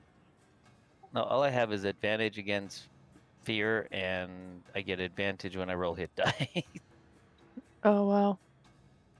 I'm what they call a minor, really super minor, like 6th grader scion. I see. I can throw some little firing rays, but I like to hold those. I like to, when I don't want to get up close and personal. Okay, never mind then. Is Derek a scion? He is, but he doesn't have blood abilities like the PCs have. Gotcha.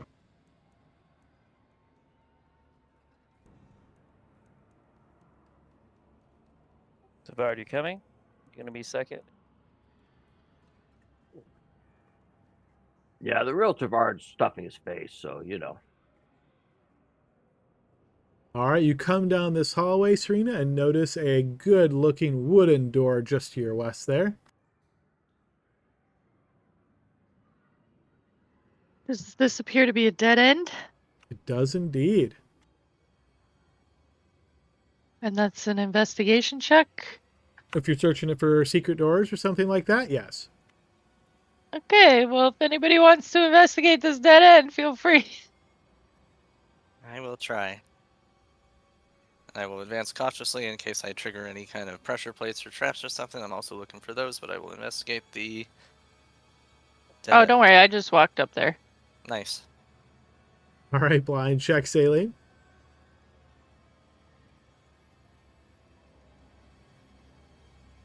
You find no evidence of a secret door or traps. I'll listen to this door. All right. You hear nothing. You find no traps on that door, Saline.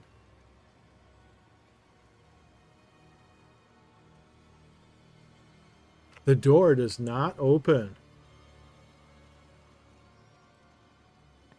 What if I body slam it, not chop at it? All right, go ahead and throw me an athletics check as you try to bash it open. I'll help you with that. And that should be blind? You can make that one public since it's athletics. It's okay. All right, with man. advantage from Taver, that 26 is enough to bash open the door. What is that thing? As you're looking into the room, you notice a horrific-looking torture device. Cool. Who wants to go in this room? Not it. You make it sound so inviting.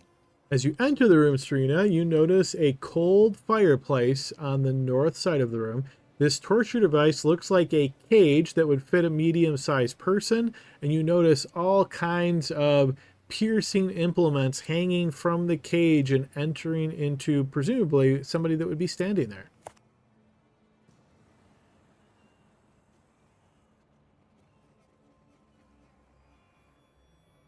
Hey, Derek, this is what I like to do for fun.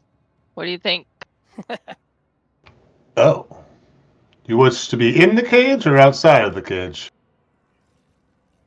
Oh, shoot. That's a good question. I guess probably outside.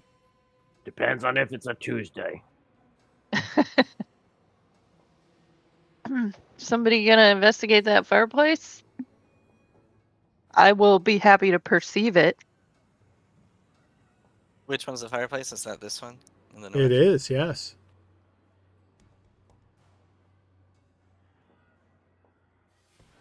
My token is stuck. Oh, there we go.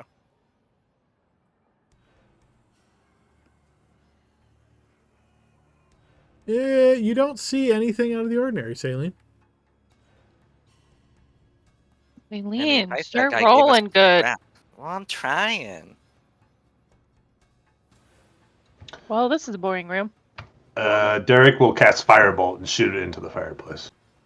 Hits into a bunch of ash, sputters around a bit, but there's not much there to actually catch flame, so it wicks out pretty quickly. And so there's a chimney? Can you look up into the chimney? He can. Was that what he'd like to do? Yes. It does go up, and you can just see like some grates and things that go upwards, and you think you see almost like black, but it's almost too black to be outside. Would this be another way to exit the map? I doubt it. We were told stairs, so. But anyone investigate to see if there's any like remains or anything in the cage?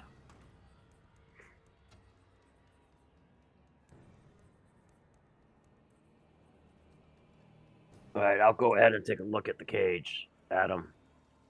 Saline, Unless- as you step up after Tavern suggesting that and start looking around inside the cage, you notice that this torture device is leaned right up against the back wall.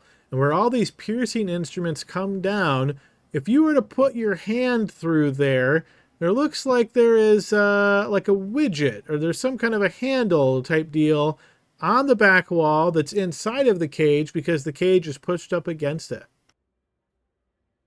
Well, there's something back there. I don't know if I want to stick my hand in it, though. But A if we secret door? It's a widget of some kind. Back there. See it? And she'll point it out to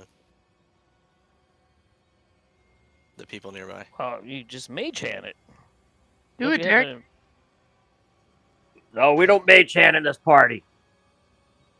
Well, I have one. Do I think I can get a mage hand in there, or is the are the spikes and stuff like preventing you from accessing it?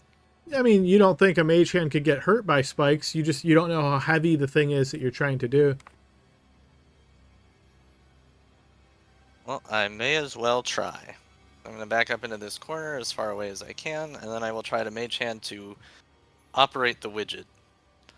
All right. However, I need to do that. The mage hand reaches out, grabbing onto the widget, and as it does so, you see it sort of lifts up, and you notice that there is a door behind the torture rack. Or torture cage, I should say. Wait, what? What do you need? I rolled good, like you said, and there's a secret door back there. Good job. We need to move the cage, though.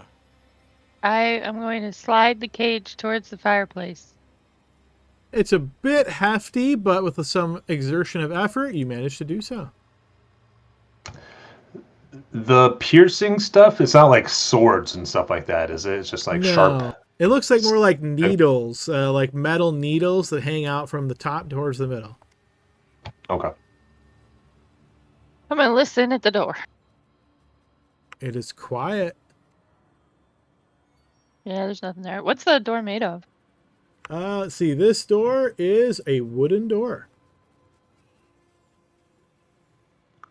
Well, it's made of whatever the wall is, right? It looks like.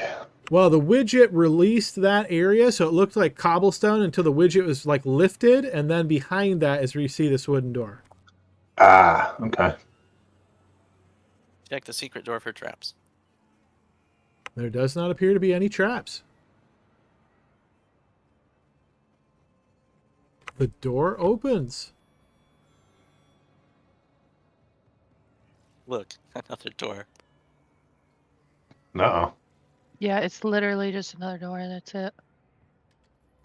Standard operating procedure, right, Gordon?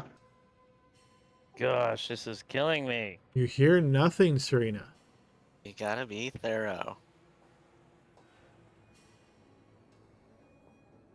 Find no traps there, Saline. All right, now before we go to step 3, I want to take this moment to maybe refocus us a bit.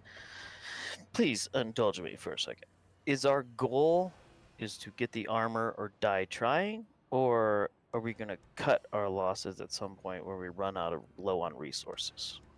You're The not having second fun? Oh, fun. Yeah, I'm having fun. You know, being blinded and all that is fun. We'll know when we Okay. get there. Yes, if it seems like an unwinnable fight, then we must run, it seems. But Or if a fight takes so much out of us that we can't possibly proceed, then we should also turn Okay. back. So we have not reached that level yet. Fine. Get ready. It shall open. All right, you notice two things happen in quick succession here as you open this door with thaumaturgy. You notice the door in front of you closes as the door on the other side is actually opening. Well, that's annoying. does that mean we have to go through this one by one in the little closet? I open this door back up. Oh, it's locked. It is locked, Serena. All right, I'm gonna try to bust it down. I think we avoided a trap. Quite clearly. I bet there was a needle trap in there. All right, this is a simple wooden door, so I will say maybe it takes you 2 minutes to hack through this door, and you break through it. As you do so, and you're cutting through this door and piercing through it with Shipwrecker, you get a scent in there. It's a little bit off, but it feels almost like really diluted. But it definitely has an off odor to it. Wasn't there before? Correct. It's probably a poison box. Yeah. Oh. These are traps. Be careful, Serena. Look Hey, around. the standard operating procedure worked. As No, you guys are wrong. It's just a hallway. As you step to there, Serena, you notice in the western part of this hallway on an armor stand is a very beautiful looking set of armor. Hey, we get the fuck out of here. It's so pretty. Okay, but let's not. Wait, hold. Serena, wait 1 sec. We just went through a trap to get to here. It's beautiful. Let's stick to the SOPs and do this right. Look There's around. What do you nothing see? Nothing but a hallway. But there could be a trap, a thing you're stepping on, or something on the ceiling. Look around before you step to it. I look up and down. You see a cobblestone ceiling and a cobblestone floor. I step forward. You are standing right in front of this beautiful looking armor. You guys are so silly. It's just some armor. I'm gonna grab it. You pull it off the armor stand and it feels luxurious in your hands. Just looking at all the stitching here, the quality of craftsmanship, something this good is not something you'd find in stores anywhere. You realize you've got yourself a very nice item here. GTFO. I agree with Gordon. If this is God, you guys are having fun. This is a great Yeah. time. We're done. You want that thing? This is what we came for. GTFO. because if But we the don't get out, Fomorians. Nope. who cares? This is the prize of the dungeon, as far as Andolin told us. Look how pretty it is, guys. As long as it's accurate, as long as it's actually the one, which I believe I can identify for us, if you're willing to wait 10 minutes, just to make sure it's not some kind of decoy or something. I'm in no rush. I'm having a blast. Does anybody want to get bolstered while we're waiting? I have been bolstered by you already, so I am unable to receive it again.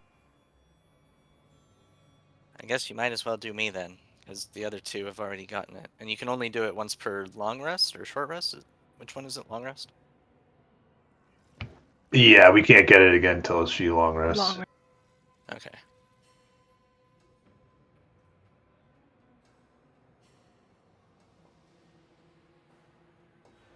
By the way, this is my favorite barbarian build. Yeah, as a spellcaster, I definitely Yeah. appreciate it. Yeah, Yeah. it's good with a cleric and a barbarian like this. Like, hey, I'm just gonna keep you in your spell slots, you know. It's fun.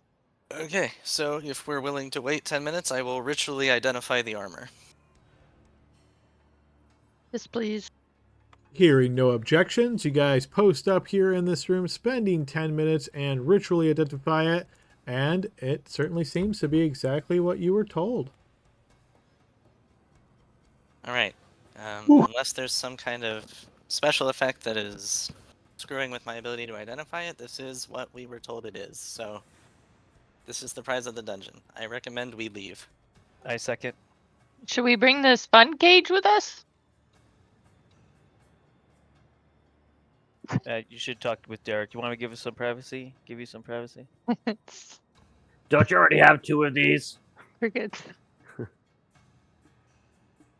I actually don't know how to get back. Who's taking notes?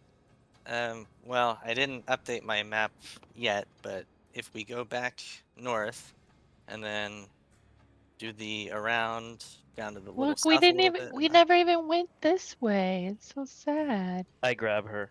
I grab her by the arm with my +1 strength and try to hold her. I think we should not be greedy. Yes, let's go. What about our friend through the portcullis? We never even said hi. These guys are hungry.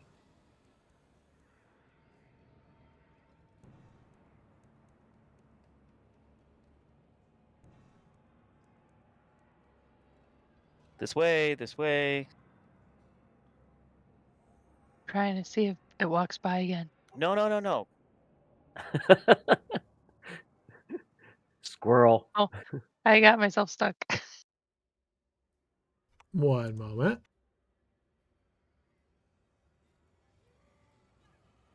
Okay, now, seriously, I'm gonna pull up your map here, Jordan.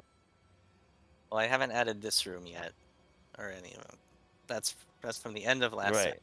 right. So We just retrace. Pretty our sure I steps. know which door to go through here in this room. Thanks, Tavard.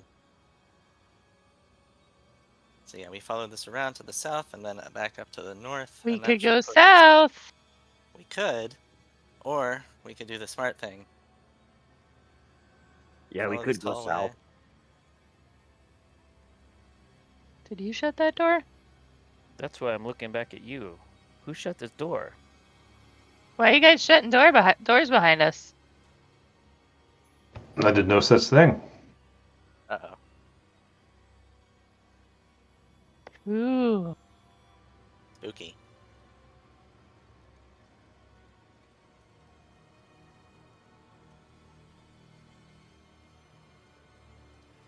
Oh my god, I did it again. I'm sorry.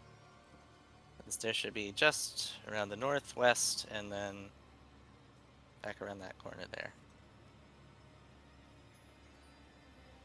Look it, we never even opened this way, door. right? So This sad. Yes. That door opens up to this hallway that we already are in. I found the stairs. So many unopened doors. Serena, Tavard, we're all here. You ready? Let's go. Let's leave. We got All what we right. came for. Derek casts one more wistful look at this place. It was a pleasure. All right. As you guys make your way down the stairs, you step down, and it seems as though the stairs elongate and go forever. You keep walking down them, and eventually there's a bit of a darkness that seems to encompass all of you guys. And then as you blink your eyes open and look around, you realize you are back in Derek's study. And you see Blixel is standing there as well, looking quite confused. And before you guys get a chance to all catch up on exactly what happened here. Just for fun, I'm going to go ahead and reveal this full map to you guys. I'm kind of just saying out of character, very shocking that you guys went right to the armor. I was not expecting that, which was really cool though. But yeah, there was a ton to this. And I set this up so that, you guys' choices, like where you go, would be impactful. But you can see just how significantly large this place is and how all the different areas that you potentially could have gone. Wow. And we found the thing. How did we Yes, do that? no, that was really impressive. But like I say, that's when it feels good as a DM to give away powerful items, because a lot of this was chance, right? But yeah, unfortunately, Blixel found himself right here when he teleported, Yeah. so not in good shape. Yeah. Well, Adam, I'll just say thanks for putting all that together. I enjoyed that stuff there. So thanks. Yeah, absolutely. No, I'm glad. And like I say, this is definitely an old school feel, right? A lot of like trap doors and portcullises and a lot of traps that were missed, that sort of thing. So yeah, it gives you a little bit of that old dungeon crawly kind of feel to it. Very cool. Bottom left, those are Fomorians, I guess. Who's this kid in the red? at the Those are bottom right? mushrooms, actually. The kid is actually the representation of a monster. This is a very scary looking monster. Yeah, it's good not to fight that one.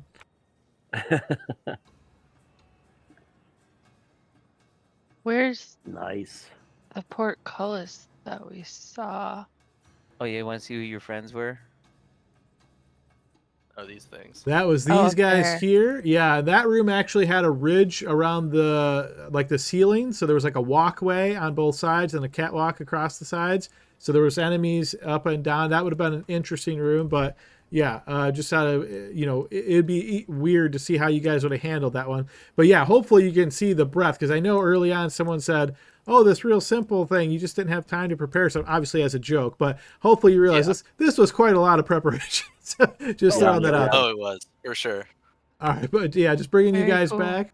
Yeah, I'm glad you guys enjoyed it. Like I say, that's just a real kind of old school take on adventuring, right? A lot of different elements thrown your way. But all right, yeah, you guys appear back into Derek's mansion and just kind of looking around, blinking. You are all there once again. Blixel is Blixel once again, and Derek is standing there, and you see he kind of blinks himself, and then he looks and he says, "Oh, see how well we did in there? We even found the armor. And it is good to see you again, Blixel. See that you are quite whole and hearty." Yeah. Yeah. It seemed to be okay physically. Physically, Are- though, but Are we what- still what you went injured through. in real life? As you return, you would be restored to where you were when you went in, and I believe everybody was full, so you would come back out fully recharged. Okay, thank Oh my god, this is perfect for you, Serena. Did you all have your brains sucked out of your head too? No, but that sounds awful. What did you say? Do Oh you my need, like, God. inspection? I mean, I'm okay, but I'm pretty sure I died. Yeah, Andelin told us as much, and we were kind of taking it on faith that you would be here when we came out. So I'm glad they didn't deceive us on that. Yeah, there was definitely some nasties in there. All Yeah, it right, was and as you some guys are tentacle chatting, monster. as you are chatting with one another, you see this sort of like glisten nearby you, and then as though it's like somebody drawing it in, you see a chest just starts to be appearing like from bottom to top, and eventually the full chest is in view, and its lid pops open to contain all of the coins that you guys found in there, which I'm giving you a full tally here in a moment. Put it on, Serena. Put it on. I mean, it's for her, right? A hide. You could wear a hide armor, right, Serena? Yeah, I'm I wearing think- hide armor. Well, I mean, I normally am wearing hide armor. +2 your armor class, Raging Barbarian with a 17 AC. Oh, gaseous form. I kind of already can do that with ghostly flesh. It's all right. It's best. It's still best on you, I think. Based on The only thing would be Me or Tavard, right? Not me. I'm a monk.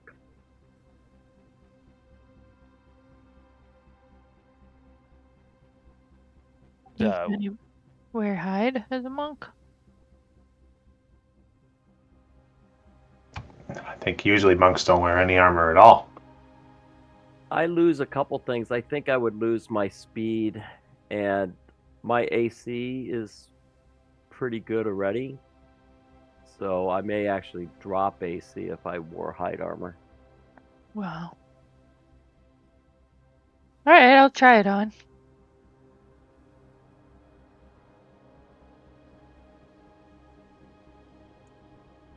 Yeah, you try it on. It's got a good fit to it. All of those effects that are listed in the handout, of course, wouldn't take effect until you attune. But yeah, it looks like it certainly would fit you.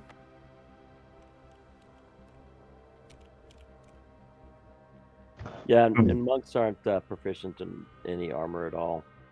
But You've earned it, Serena. Looks great. I'm just glad we were able to get you out of there with bonuses to speak of. It's And good with speaking these of- acorn shoes. ah, And speaking of, we should distribute the remainder of the coinage here. Lord Thoson did assist us, so I think it's only fair that he gets a cut of it, right? Well, he said he's not interested in money. Well, the money itself is not all that alluring. We have quite good means here in Thoson. But, of course, if you wish to donate some my way, I would be more than happy to take it and apply it to good use. He needs a first foundation.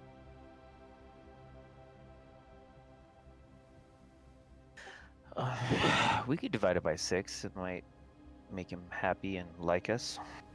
It would be a gesture, it would be an important gesture of goodwill Yeah.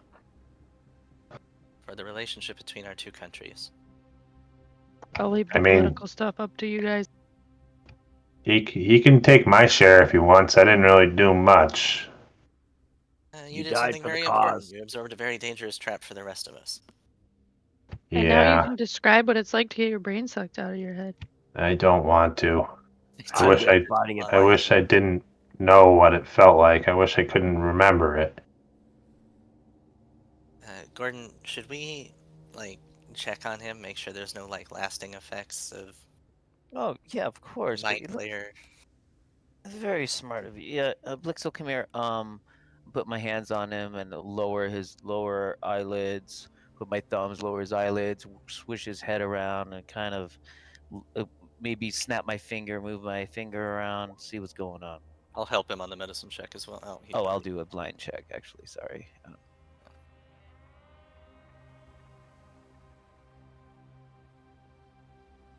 Okay, so you're trying to determine if there's any lingering effects upon Blixel from his time in the magic map.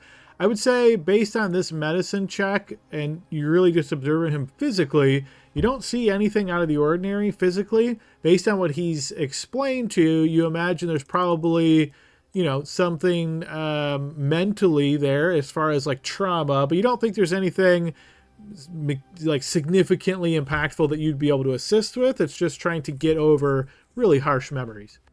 So we're not going to have to go on a 100-hour adventure to get the tadpole out from behind his eyeball. You don't think so? Okay. Patch 8's coming anytime now, guys. So this map, would it take you somewhere else now? No, If you were to touch it again? I don't know. We've never really done that level of like I said before, I've tried to use it and I was never able to activate it. I don't know what it is about all of you, and Serena in particular. It was really her that did all of this, if you think about it. She was the first one to really embrace the challenge, and well, maybe the map just noticed all those great qualities in her and it activated. You tricked me into falling into your map.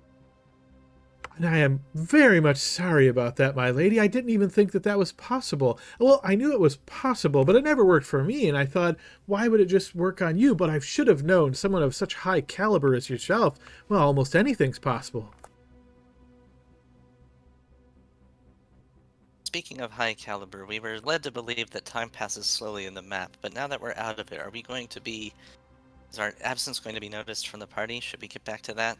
Oh god, we have to change back into those stupid clothes again. You are back into those clothes, because if you remember, all your gear was brought in and then you guys like equipped it while you were in. So once you pop out, you're basically back into your original clothes, and I would say all the gear you brought in with you is like at the floor.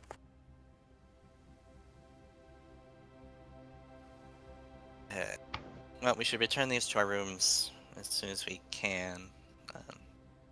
We shouldn't linger out here too long, lest our absence be noticed. Well, why don't you get comfortable for just a moment? I will head back over to where the wedding's taking place and just make sure nothing is too amiss, and then I will come back and let you know. I'm sure you have some information you'd like to chat with amongst yourselves. Serena, would you like to walk with me back to the wedding? Perhaps we could chat on the way. About what? Oh, mostly just about how things were in the map for you and how you feel things are going, and, well, if you see any future between the two of us.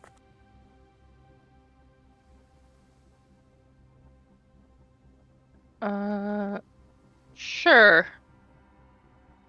I will, as long as you don't trap me in any more maps. No, my dear, I promise. No other magic things to be had on the trip back to the wedding. No. Please, allow me to escort you. I'm gonna grab one of these funny coins that says EP on it and flip it to Celine and say, "What the heck is this?"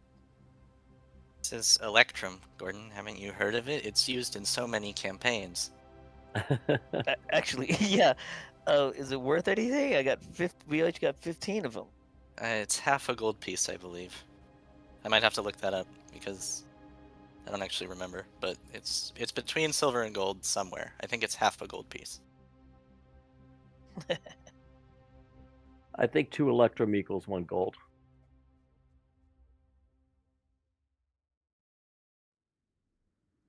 All right, feel free to update your sheets with that coinage. Derek will escort Serena walking back over towards the wedding. Folks who are remaining behind here in Derek's manor, anything in particular you're doing other than just kind of waiting until Derek and presumably Serena returns? It's I got robbing. a question. The 4 platinum pieces, did that get into the new math, or who's gonna grab those? That I was just, included in the way I split it up. It split them into gold. Oh, I already did Adam's like rounded down. Whoops. yeah, That's fine. I just turned him into gold. I figured that might be easier. Yeah, you could do that. I mean, physically you couldn't magically do that, of course, but you're in a town, so yeah, it's fine to do that because you guys could certainly make your way to a bank and change it. I didn't think of. I mean, I thought of doing it, but I didn't want to. It's a lot Okay. of math.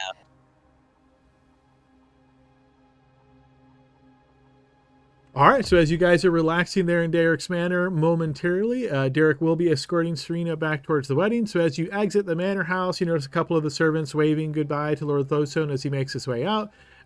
Once he is outside of the manor and he's walking with you, Serena, he will say, "So I guess I just wanted to ask, how did you think things went?" And as you know, there is this discussion from Thosone and to your realm about wedding our 2 realms, and premature, of course, to discuss anything along those lines so quickly, but perhaps, I guess I'm just curious to see what your thoughts are on me, if I'm someone who stands up tall enough to measure in your eye.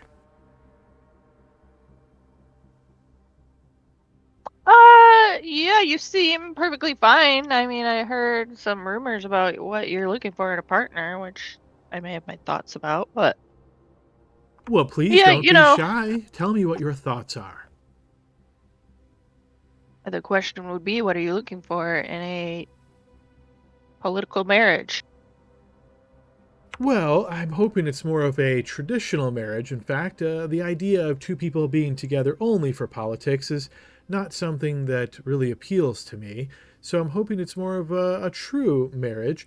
But I suppose the most important thing to me at this moment, as I'm looking for a potential partner at this stage in my life, is, well, I've had to serve my cousin for most of my life, and being the sort of second in command or third in command or fourth in command, depending on who all's in the room, it doesn't real appeal to me, constantly having to have somebody else dictate to me what to do, how to act, where to stand, all of those kind of things. I'm really not looking for anything like that. So in public, I would hope for someone who's supportive of me and we get along well and we're both there for each other, but certainly not someone who tries to command me around. Well, I guess it comes down to your definition of traditional marriage. Where I come from, the women are employed. So as long as I can continue with my position, crucially, of keeping Cariele safe, would you be interested in coming and moving to Cariele, and then you'd be out from your brother's thumb? My cousins, yes, I would, and yes, my brother. It'd be good to get away from him as well. But, well, that's much more of a minor concern, I suppose. Cariele has interested me for some time. Yes, I would be certainly willing to relocate to Cariele. I have no desires to put any limitations on what you can do. But I presume if things were to work out with us, we'd probably be invited back to Thosone pretty often to take part in various social events and activities and such. And I'd hope you'd be interested in taking part in those as well. I mean, generally speaking, I mean, surely you would understand if, like, war arose or something like that, that I may be held up. But other than that, I would do whatever I could. Does that work for Certainly. you? Of course, yes, your responsibilities as a general are important to you and to our realm, and I don't want to place any kind of limitations on you. I suppose it should be fair of me to also say at this point that my loyalty will always be to Thosone, and while my cousin sometimes is a bit overbearing, that is where my loyalty lies. I'm really hoping that our two realms get together and work together very well. But if something should ever happen where we become at cross swords, I would hope you would be willing to do everything in your power to not harm Thosone, much as I would be advising the leadership there not to harm Cariele. I would hope so, at the very minimum. Both ways, of course. Excellent. Well, in that case, that sounds like fun. Sounds like fun. Let's go wonderful. courting. That is very wonderful to hear. I am very glad. Then let us return and enjoy this wedding. Perhaps we can even get some dancing in and see how everybody is getting along. I'm sure things are just fine. We'll just make sure no large amount of time has passed so we don't look too strange as we walk back on in, but I'm sure we'll be able to get the rest of your companions in here as well. And I look forward to hearing some stories about how you met this interesting group of people. Very interesting characters, in fact. But yes, let us return to the wedding. I haven't even shown you my best moves yet. You see, he smiles a bit and he says, "Oh, I am very much looking forward to that." All right, so as Serena and Derek return back to the wedding, and sure enough, it doesn't seem like hardly any time has passed here.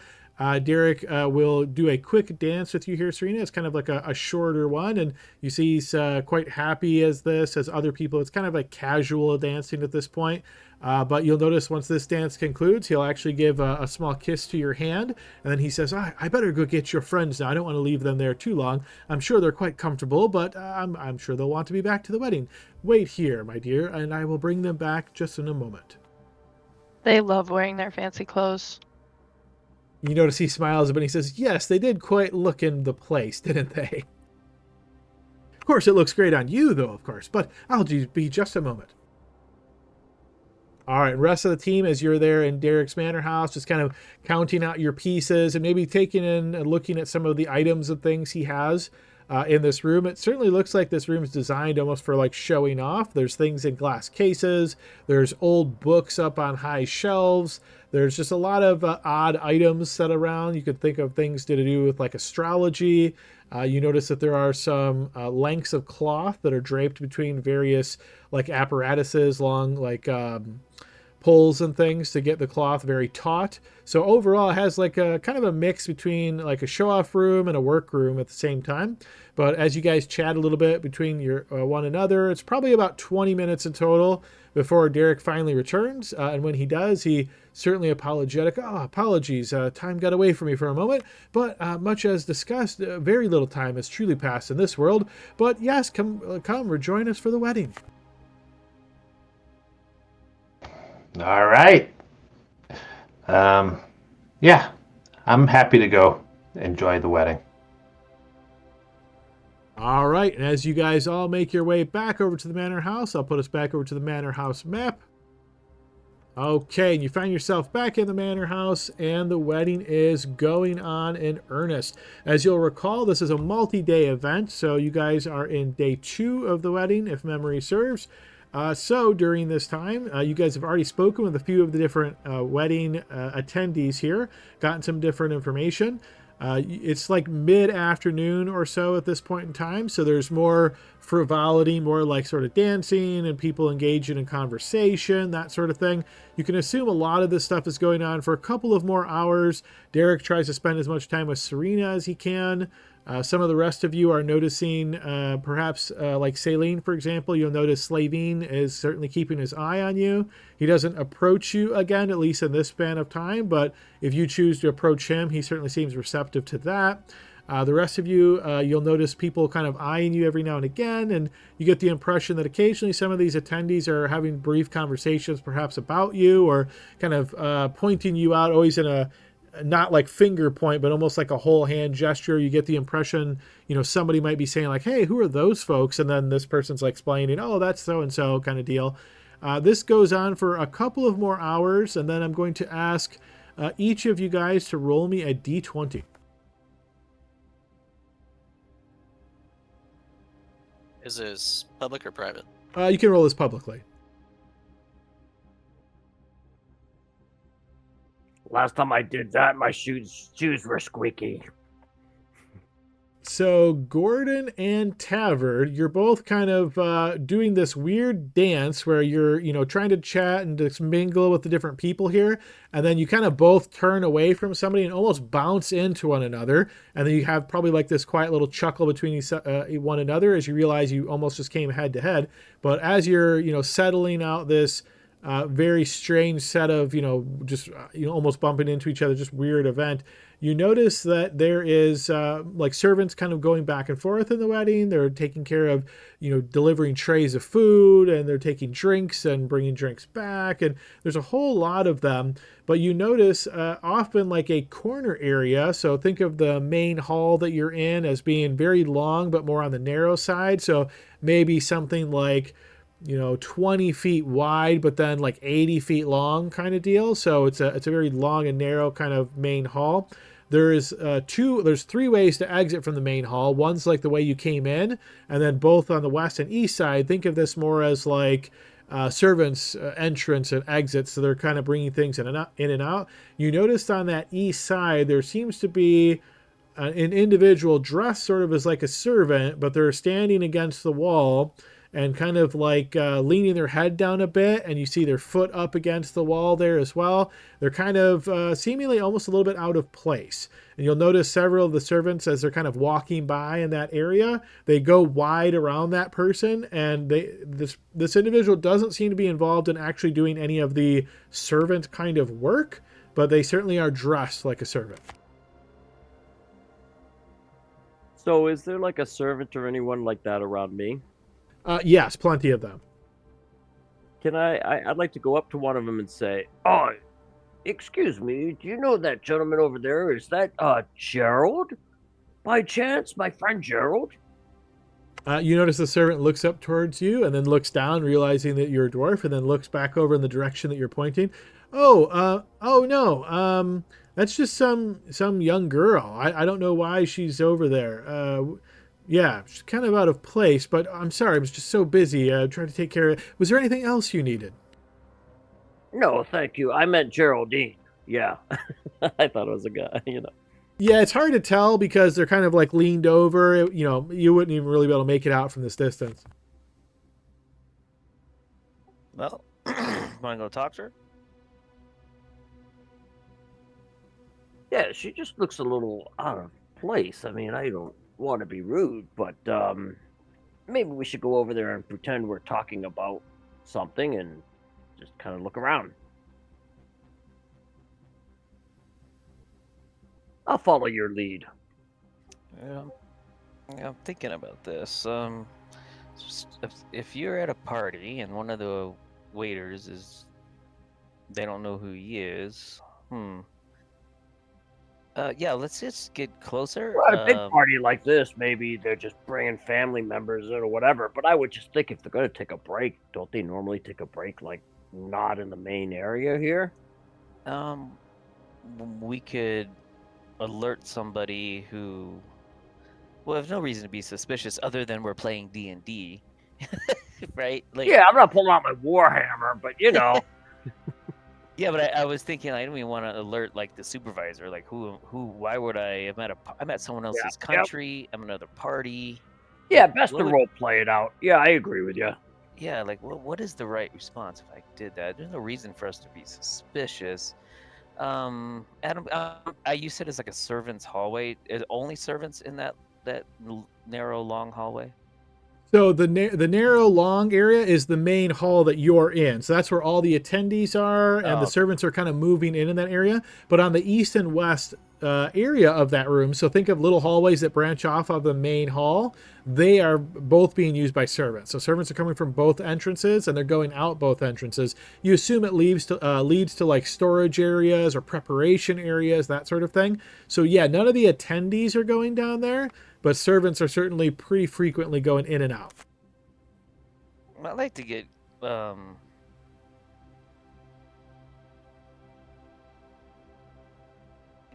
didn't there somebody, Tavar, didn't Celine talk to somebody that could change their appearance or something? Do you remember that? Oh, sorry, that doesn't ring a bell. All right, well let's go talk to him. Yeah, I'm ready. All right, so the two of you want to exit through that servant's entrance and walk the 10 feet or so, 20 feet or so, and get next to that person that's leaning against the wall? Yeah, sure. Okay, so you guys make your way there, kind of dodging through different people, and then as you enter that area, you notice some of the servants there kind of look at you, and they give you this sort of like, I don't think you're supposed to be here look, but they certainly don't say anything because they're servants, and they just walk around you as best they can. But yeah, you notice this individual pretty small, you could say, like 5'4", probably maybe just a little over 100 pounds. She's leaning against the wall here, and as she hears you approaching, you see she does kind of lift her head and just glances at you. You realize it is a fairly young woman. You place her maybe in the like late teens, early 20s kind of deal. You see she looks up at you, and then she kind of blinks for a moment, and she says, "Oh, you're those ones from Cariele, aren't you?" Yeah, actually, you've heard about us, huh? It must be these outfits. You see she smiles. Yes, of course it is. I mean, well, it's hard to miss you in those outfits. How are things in Cariele? I've heard it's dangerous there. Well, I mean, every place is danger, right? It's a nice place. You should come check it out sometime. Ever been? I haven't, but I've been thinking about going there. You say it's not dangerous, or it is? Well, I said every place is dangerous, but the city's safe. What do you mean? How did you hear it was dangerous? People talk. We hear stuff up here. I've just always heard that like people get killed there a lot, and they said there's like not really good laws in place there. So I heard a lot of different things. Oh yeah, well we've corrected some of that, and yeah, we're aware of it, and we're doing our best. Making sure that everyone is safe is important to us as counselors of Cariele. You see she nods slowly and then lowers her head a moment again. She says, "It sounds like it would be nice to visit sometime. Maybe I can come there before too long. Maybe really soon, in fact." Well, my name is Counselor Gordon Rainwright, and this is Counselor Tavard Fist Iron or something, I forgot. Iron Song. Yeah, very close. Very close. And you are? I'm Amelia. It's nice to meet you.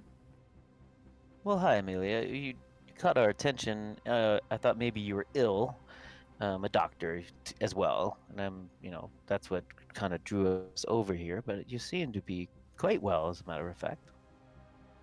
I'm not ill physically or anything like that, if that's what you're asking. Just going through a really tough decision in my head at the moment and just really trying to think it out. Sometimes I find just slow things down, take a deep breath, think it through, and, well, maybe you make the right decision. Yeah, I'll be nodding my head. Yeah, that's very wise. You seem to be very perceptive. How old does she look? Late teens, early 20s? And not familiar, obviously. No, not familiar to you, no. Okay. I'd like to insight whether she's been to Cariele or not. Okay, sure. You've been chatting with her for a bit. Go ahead and throw me a blind check. Hard to say. You don't know her real well, and yeah, it's not really registering one way or the other for you. Okay, well, what's preventing you from, heading over? Family responsibilities. So much things going on right now, and, well, family wants me to go one way, and I want to go a different way. I'm sure you can understand. Let me see. What are you thinking here? You want adventure, or do you want just to live somewhere else? Are you running from an ex-boyfriend or something? You see, she smiles. Maybe very soon, something just like that. But I don't think the adventure life is really for me. At least not going into caves and stuff like that. That just sounds dirty and disgusting.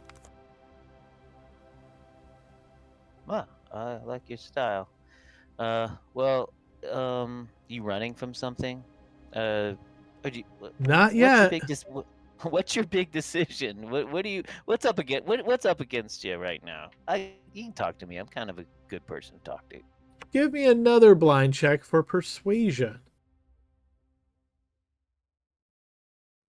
You see, she kind of tosses this thought over in her head, and she says, well, it's really a decision I have to make myself. I'm sure you have wonderful advice, but I'll be honest, I've heard it from everybody so far. Everybody's been giving me advice and telling me what to do, and I think I'm old enough now to finally make my own decisions, and I just have to make it. I just have to make it and do it.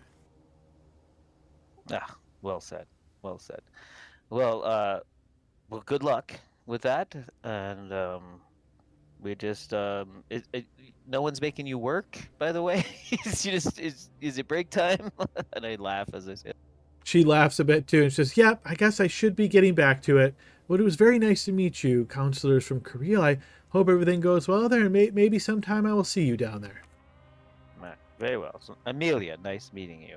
Is it Amelia? Amelia, yep. You see she smiles and gives you a brief look, and then makes her way further into the servants area. Again, you assume into storage and that sort of thing.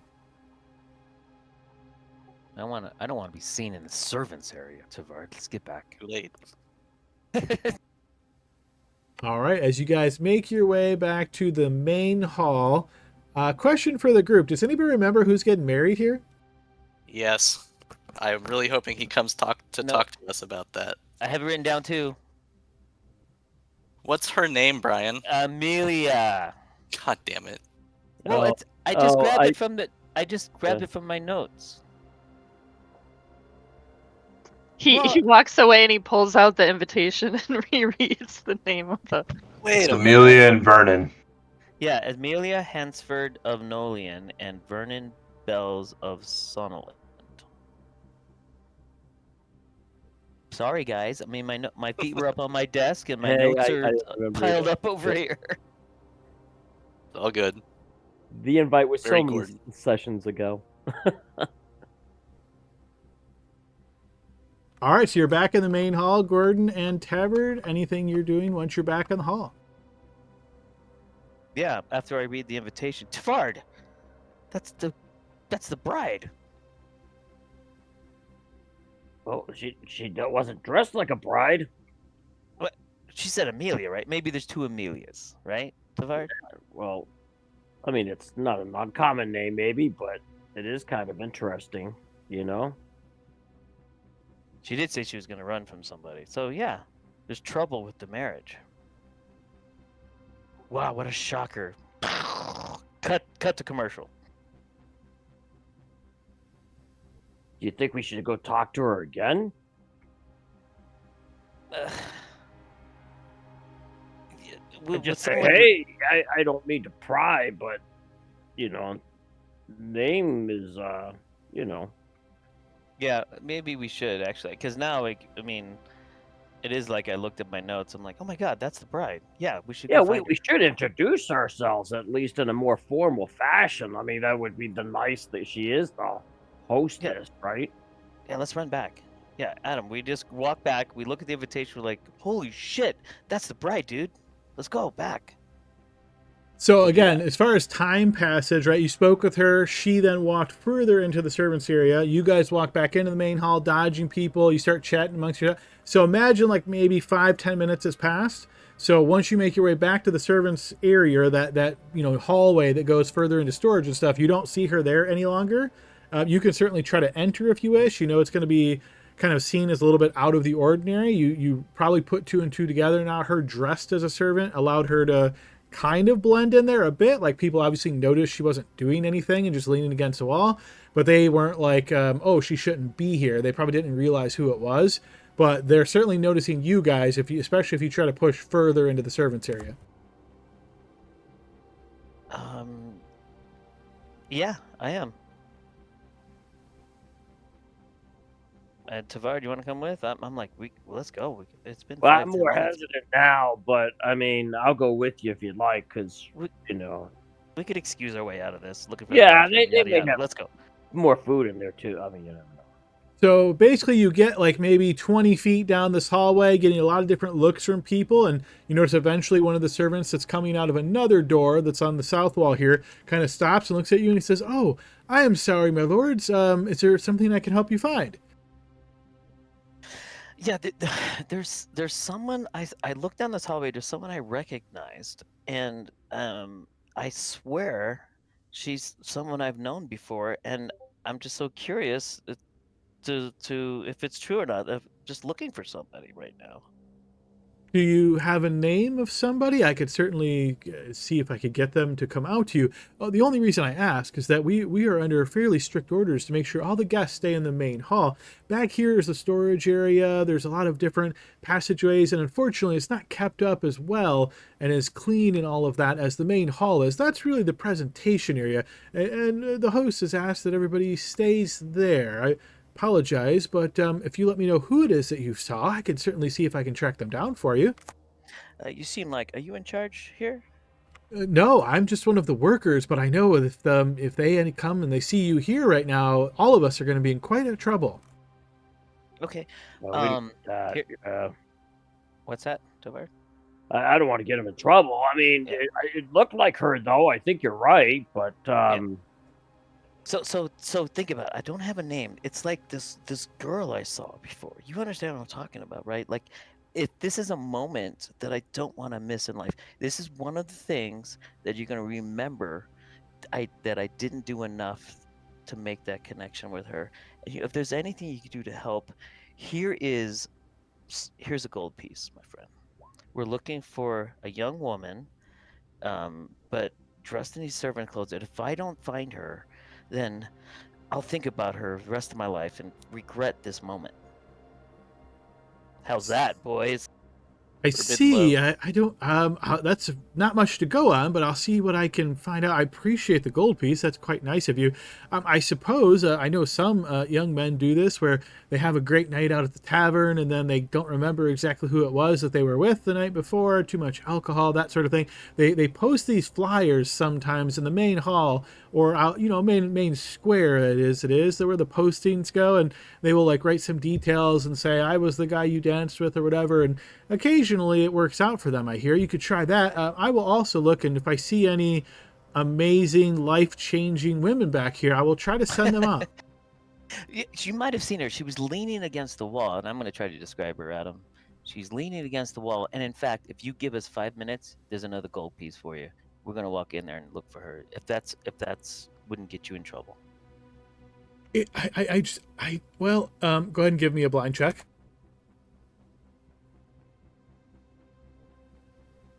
I really, really must ask that you go back. I'm so sorry. It's very nice of you to offer that, but the whole staff, we will just never hear the end of this if the host comes and finds you here right now. But I promise I will look for her. I will see what I can find. I'll even ask the others here if they've seen anybody that matches that description. But please, make your way back to the main hall. Okay. Well, I walk back with Devard and say, well, I thought I was a good conversation person, but my charisma kind of sucks after a while. Yeah, you gave it a good go. And, he's still going to try to help you out, too. So, you never know. Maybe he'll get lucky. Money helps when you have low charisma. Ain't that the truth? That's how you get the girl. It's either good looks or money. All right, Adam, we'll go back to the thing, and I'll gather the people, my friends around, and I'll be like, hey, emergency meeting, sidebar, against the wall, and tell my friends what Tavarj and I have just attempted to intervene. All right, and I guess I'll just throw out there as that's occurring. So during this time that Tavard and Gordon are kind of wrapped up in this little side discussion and so forth, the rest of our team, Serena, Saline, Blixel, anything specific you're doing in the main hall? Cutting the rug. Cutting a rug? Okay, good. Not really. I'm assuming those D20s were perception checks, maybe, so I probably didn't see them leave. Right? So, Those are more like luck rolls, but yes, I would say you weren't involved in that, so you didn't notice them kind of heading off. Yeah. Well, depending on how long they take, she might be wondering where they went, but if there's no cause for alarm, she won't react until they come back. Okay, fair enough. Yeah. I think Blixel is sort of shell-shocked from dying earlier, so he's just sort of like sitting at a table eating food almost by himself. All right, fair enough. So as you're kind of just hunkered down there, you will notice Blixel as Keela notices you there, and you see she kind of gives you a glance from a distance away, and she then approaches and sits down next to you, and she says, "Is everything okay, counselor?" Yeah. I'm okay. I'll be okay. I must say, you look a little under the weather. I'm sorry to pry, but if there's anything I can do.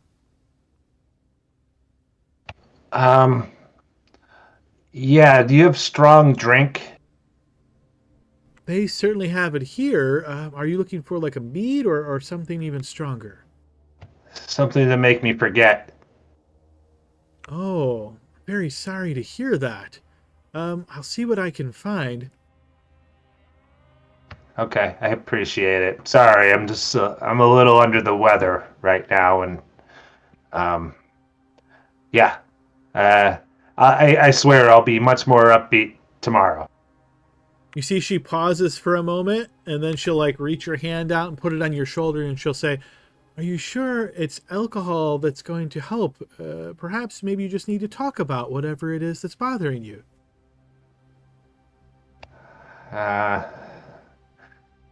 I think it would be something pretty hard to understand. But maybe do you have is there anybody that is a priest of Avani or Avanale around here? I don't think so. Nobody like that was on the guest list that I know of. I can ask around though. Don't trouble yourself. I'm happy to just if a glass of strong drink will make me feel a little bit better, and yeah, I don't want to be a party pooper, but I'm just gonna take it easy. You see she nods slowly and she stares at you for a little bit longer, like you get the impression she's still not totally sure this is the best course of action, but eventually she nods and says, "Oh, okay, let me see what I can find for you." I thank you very much, Keela. All right, so she'll make her way out, and it's about this time that Serena's cutting a rug on the dance floor. Saileen's kind of just hanging around, trying to be perceptive and scan and see what she can see. Tavern and Gordon then return, and they try to gather you guys all up. I'm assuming you guys will allow that. So you find yourself kind of over in the corner here as Gordon explains the events of speaking with Amelia. I don't know what happened, man. It just, I walked back, go in the room, and we're like, oh, Amelia, look at that was the bride sitting there in servant's clothes in the hallway. So did you Are we- ask them if Amelia was back there? No, because obviously they're not gonna know her name. She's hiding. What do you mean they're not gonna know her name? Don't they all work for her family? No, they probably don't know what she looks like, and she's not using her real name to be a servant. Obviously. But I thought she gave you her real name. Yeah, because I probably rolled one good roll during that conversation. Oh, it's my dashing good looks, Serena. Wow. Wait, right? If she's a bride, at the wedding pretending to be a servant, everyone would know if they actually knew it was Amelia. And then she wouldn't use her real name. That's why I didn't ask her. Obviously, the supervisor. Well, I guess I'm fucking this night up, but that Unless- made no sense to Unless me. they're covering for her. 100 servants? Well, not every invitee here probably knows her family. Some of the servants are probably from the groom's family, or just in the city, maybe contracted out. And if she was disguised, it's not completely out of the question that it would escape people's notice. They're busy. They're trying to make sure the event goes well. They're not paying attention to everyone they're working alongside. It's feasible. Daleen, as you voice these words and kind of scan around the room, you start to notice a pattern. The people dressed in the livery of her family seem to all be on that west entrance, going in and out of that west area, and the people dressed in the groom's livery are all in the east area. So this certainly seems to match up that where she was standing was predominantly the groom's servants. But the people working, it looks to me like the people working around that area probably wouldn't recognize her unless there's been an extended period of courtship, I suppose. But it sounded like this was arranged relatively recently.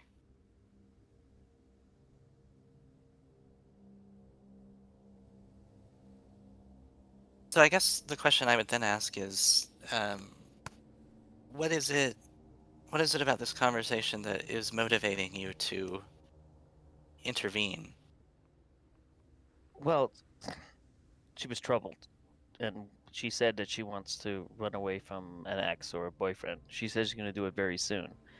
It would be beneficial for us to know where the bride goes. You're right; it's not game changing, but what do? We have this information now. It's not nothing. That's true, and based on what we heard before, it does seem like not everyone is, according to what was explained to us, not everyone is happy to see this marriage go through. And I think I recall whispers that perhaps, and she looks around to make sure like no one is like obviously listening to us. Are we like off to the side or something? As much as you can be, but you're still in the main hall, so there's people all around you. But yeah, it doesn't seem like anybody's like right next to you. Sure. So she'll just, I guess I'll try to like encode it a little bit. It's like, we did hear whisperings that maybe, you know, the marriage is not something that's on everyone's mind, and I think that would be a decision made by the people, Well, I undergoing think the marriage, right? no, you're right on the track. Who are we trying to make friends with? Is Vernon the guy from Thoson? They're both from Thostown. This Oh. was a marriage between two. She looks around to make sure no one overhears her say minor houses. Comparatively, figures of medium importance in the grand scheme of things. A union between two houses of different provinces, I think. But both within Thowstone's borders. Well, then I guess it's no big deal. I suspect she's not going to show up for the wedding, and she'll end up in Cariele and say, "Hey, I met Gordon and Tavard, and I'm running from Thowstone royalty, and we're going to have to." And they told me to follow through with it. Yeah, yeah, right, exactly. Well, what about this?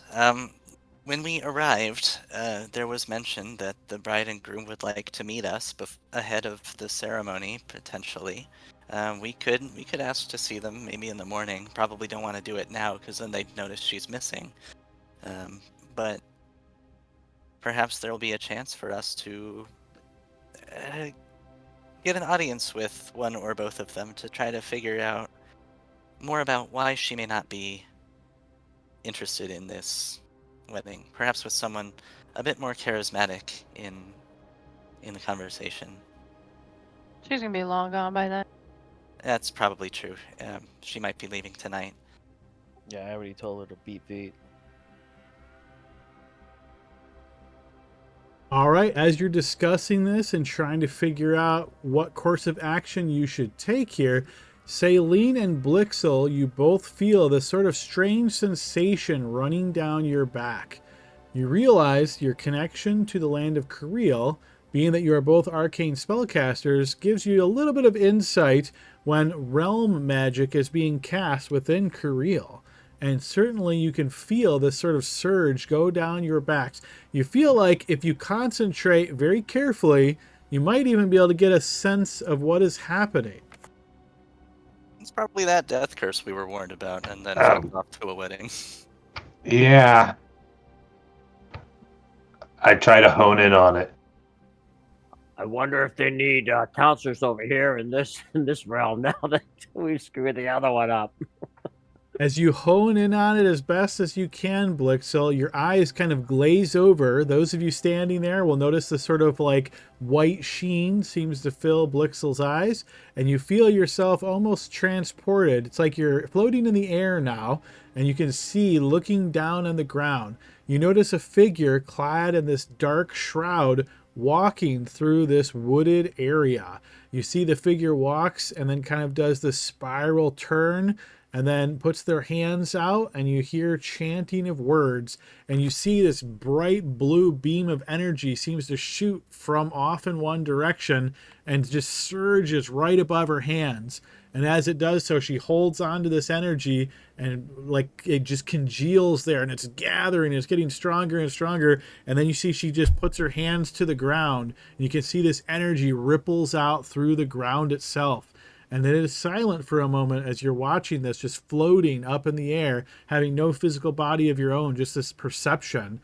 And then you suddenly notice the ground begins to shake a bit, and you see a skeleton hand breaks free from the ground, then another, then a zombified hand. Then you notice other bodies breaking through, and you start to realize the area that you're in right now is a formal battleground. You remember the war that took place between your realm and Thurazor and all those dead bodies that were hastily buried. You notice many goblin zombies and skeletons starting to stand up.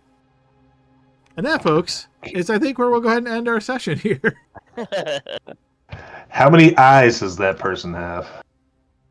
You didn't see their face full on. I will say they're slender and like appearance. And I'll even say, throw me a blind check real quick to see if you happen to recognize this figure.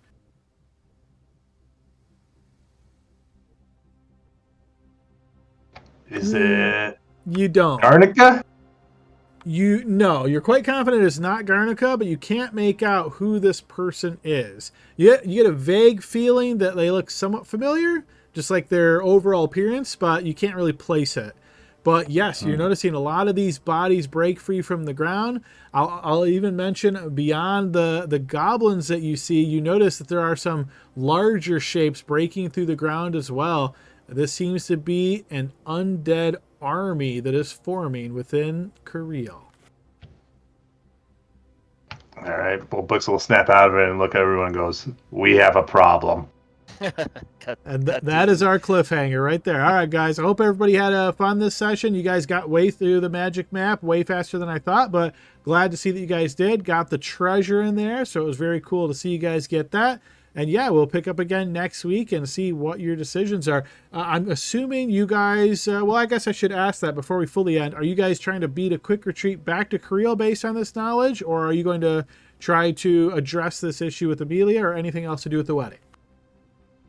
I'm going to pursue. I don't know about sending, but I could send some. I can send a message. I close my character sheet after, but somehow get a message to Cariele. Yeah, I mean, I would like to talk to Derek about it just because he knows a lot about the leyline realm magic stuff and see what he thinks. But yeah, I mean, I think we need to run back home.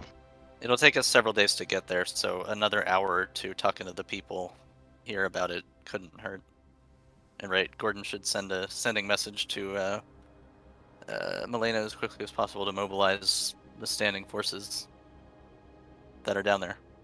Yeah, I'm wondering if we can dictate like battle plans, or at least initial battle plans without having to leave the wedding right away.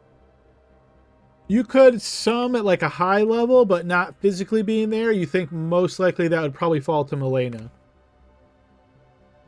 He still needs to know as quickly as possible, like exactly what Blixel saw, so that she can make the decision she needs to try to fend them off with the armies that we have. All right, sounds good. So it sounds like gather a little bit of information here at the wedding, then probably start making a quick way back to Cariele, but we will leave that up to see what you guys decide. So great session, everybody. Hope you had a good night, and we'll see everybody next week. Yep. All right. Thanks, guys. Good game, everybody.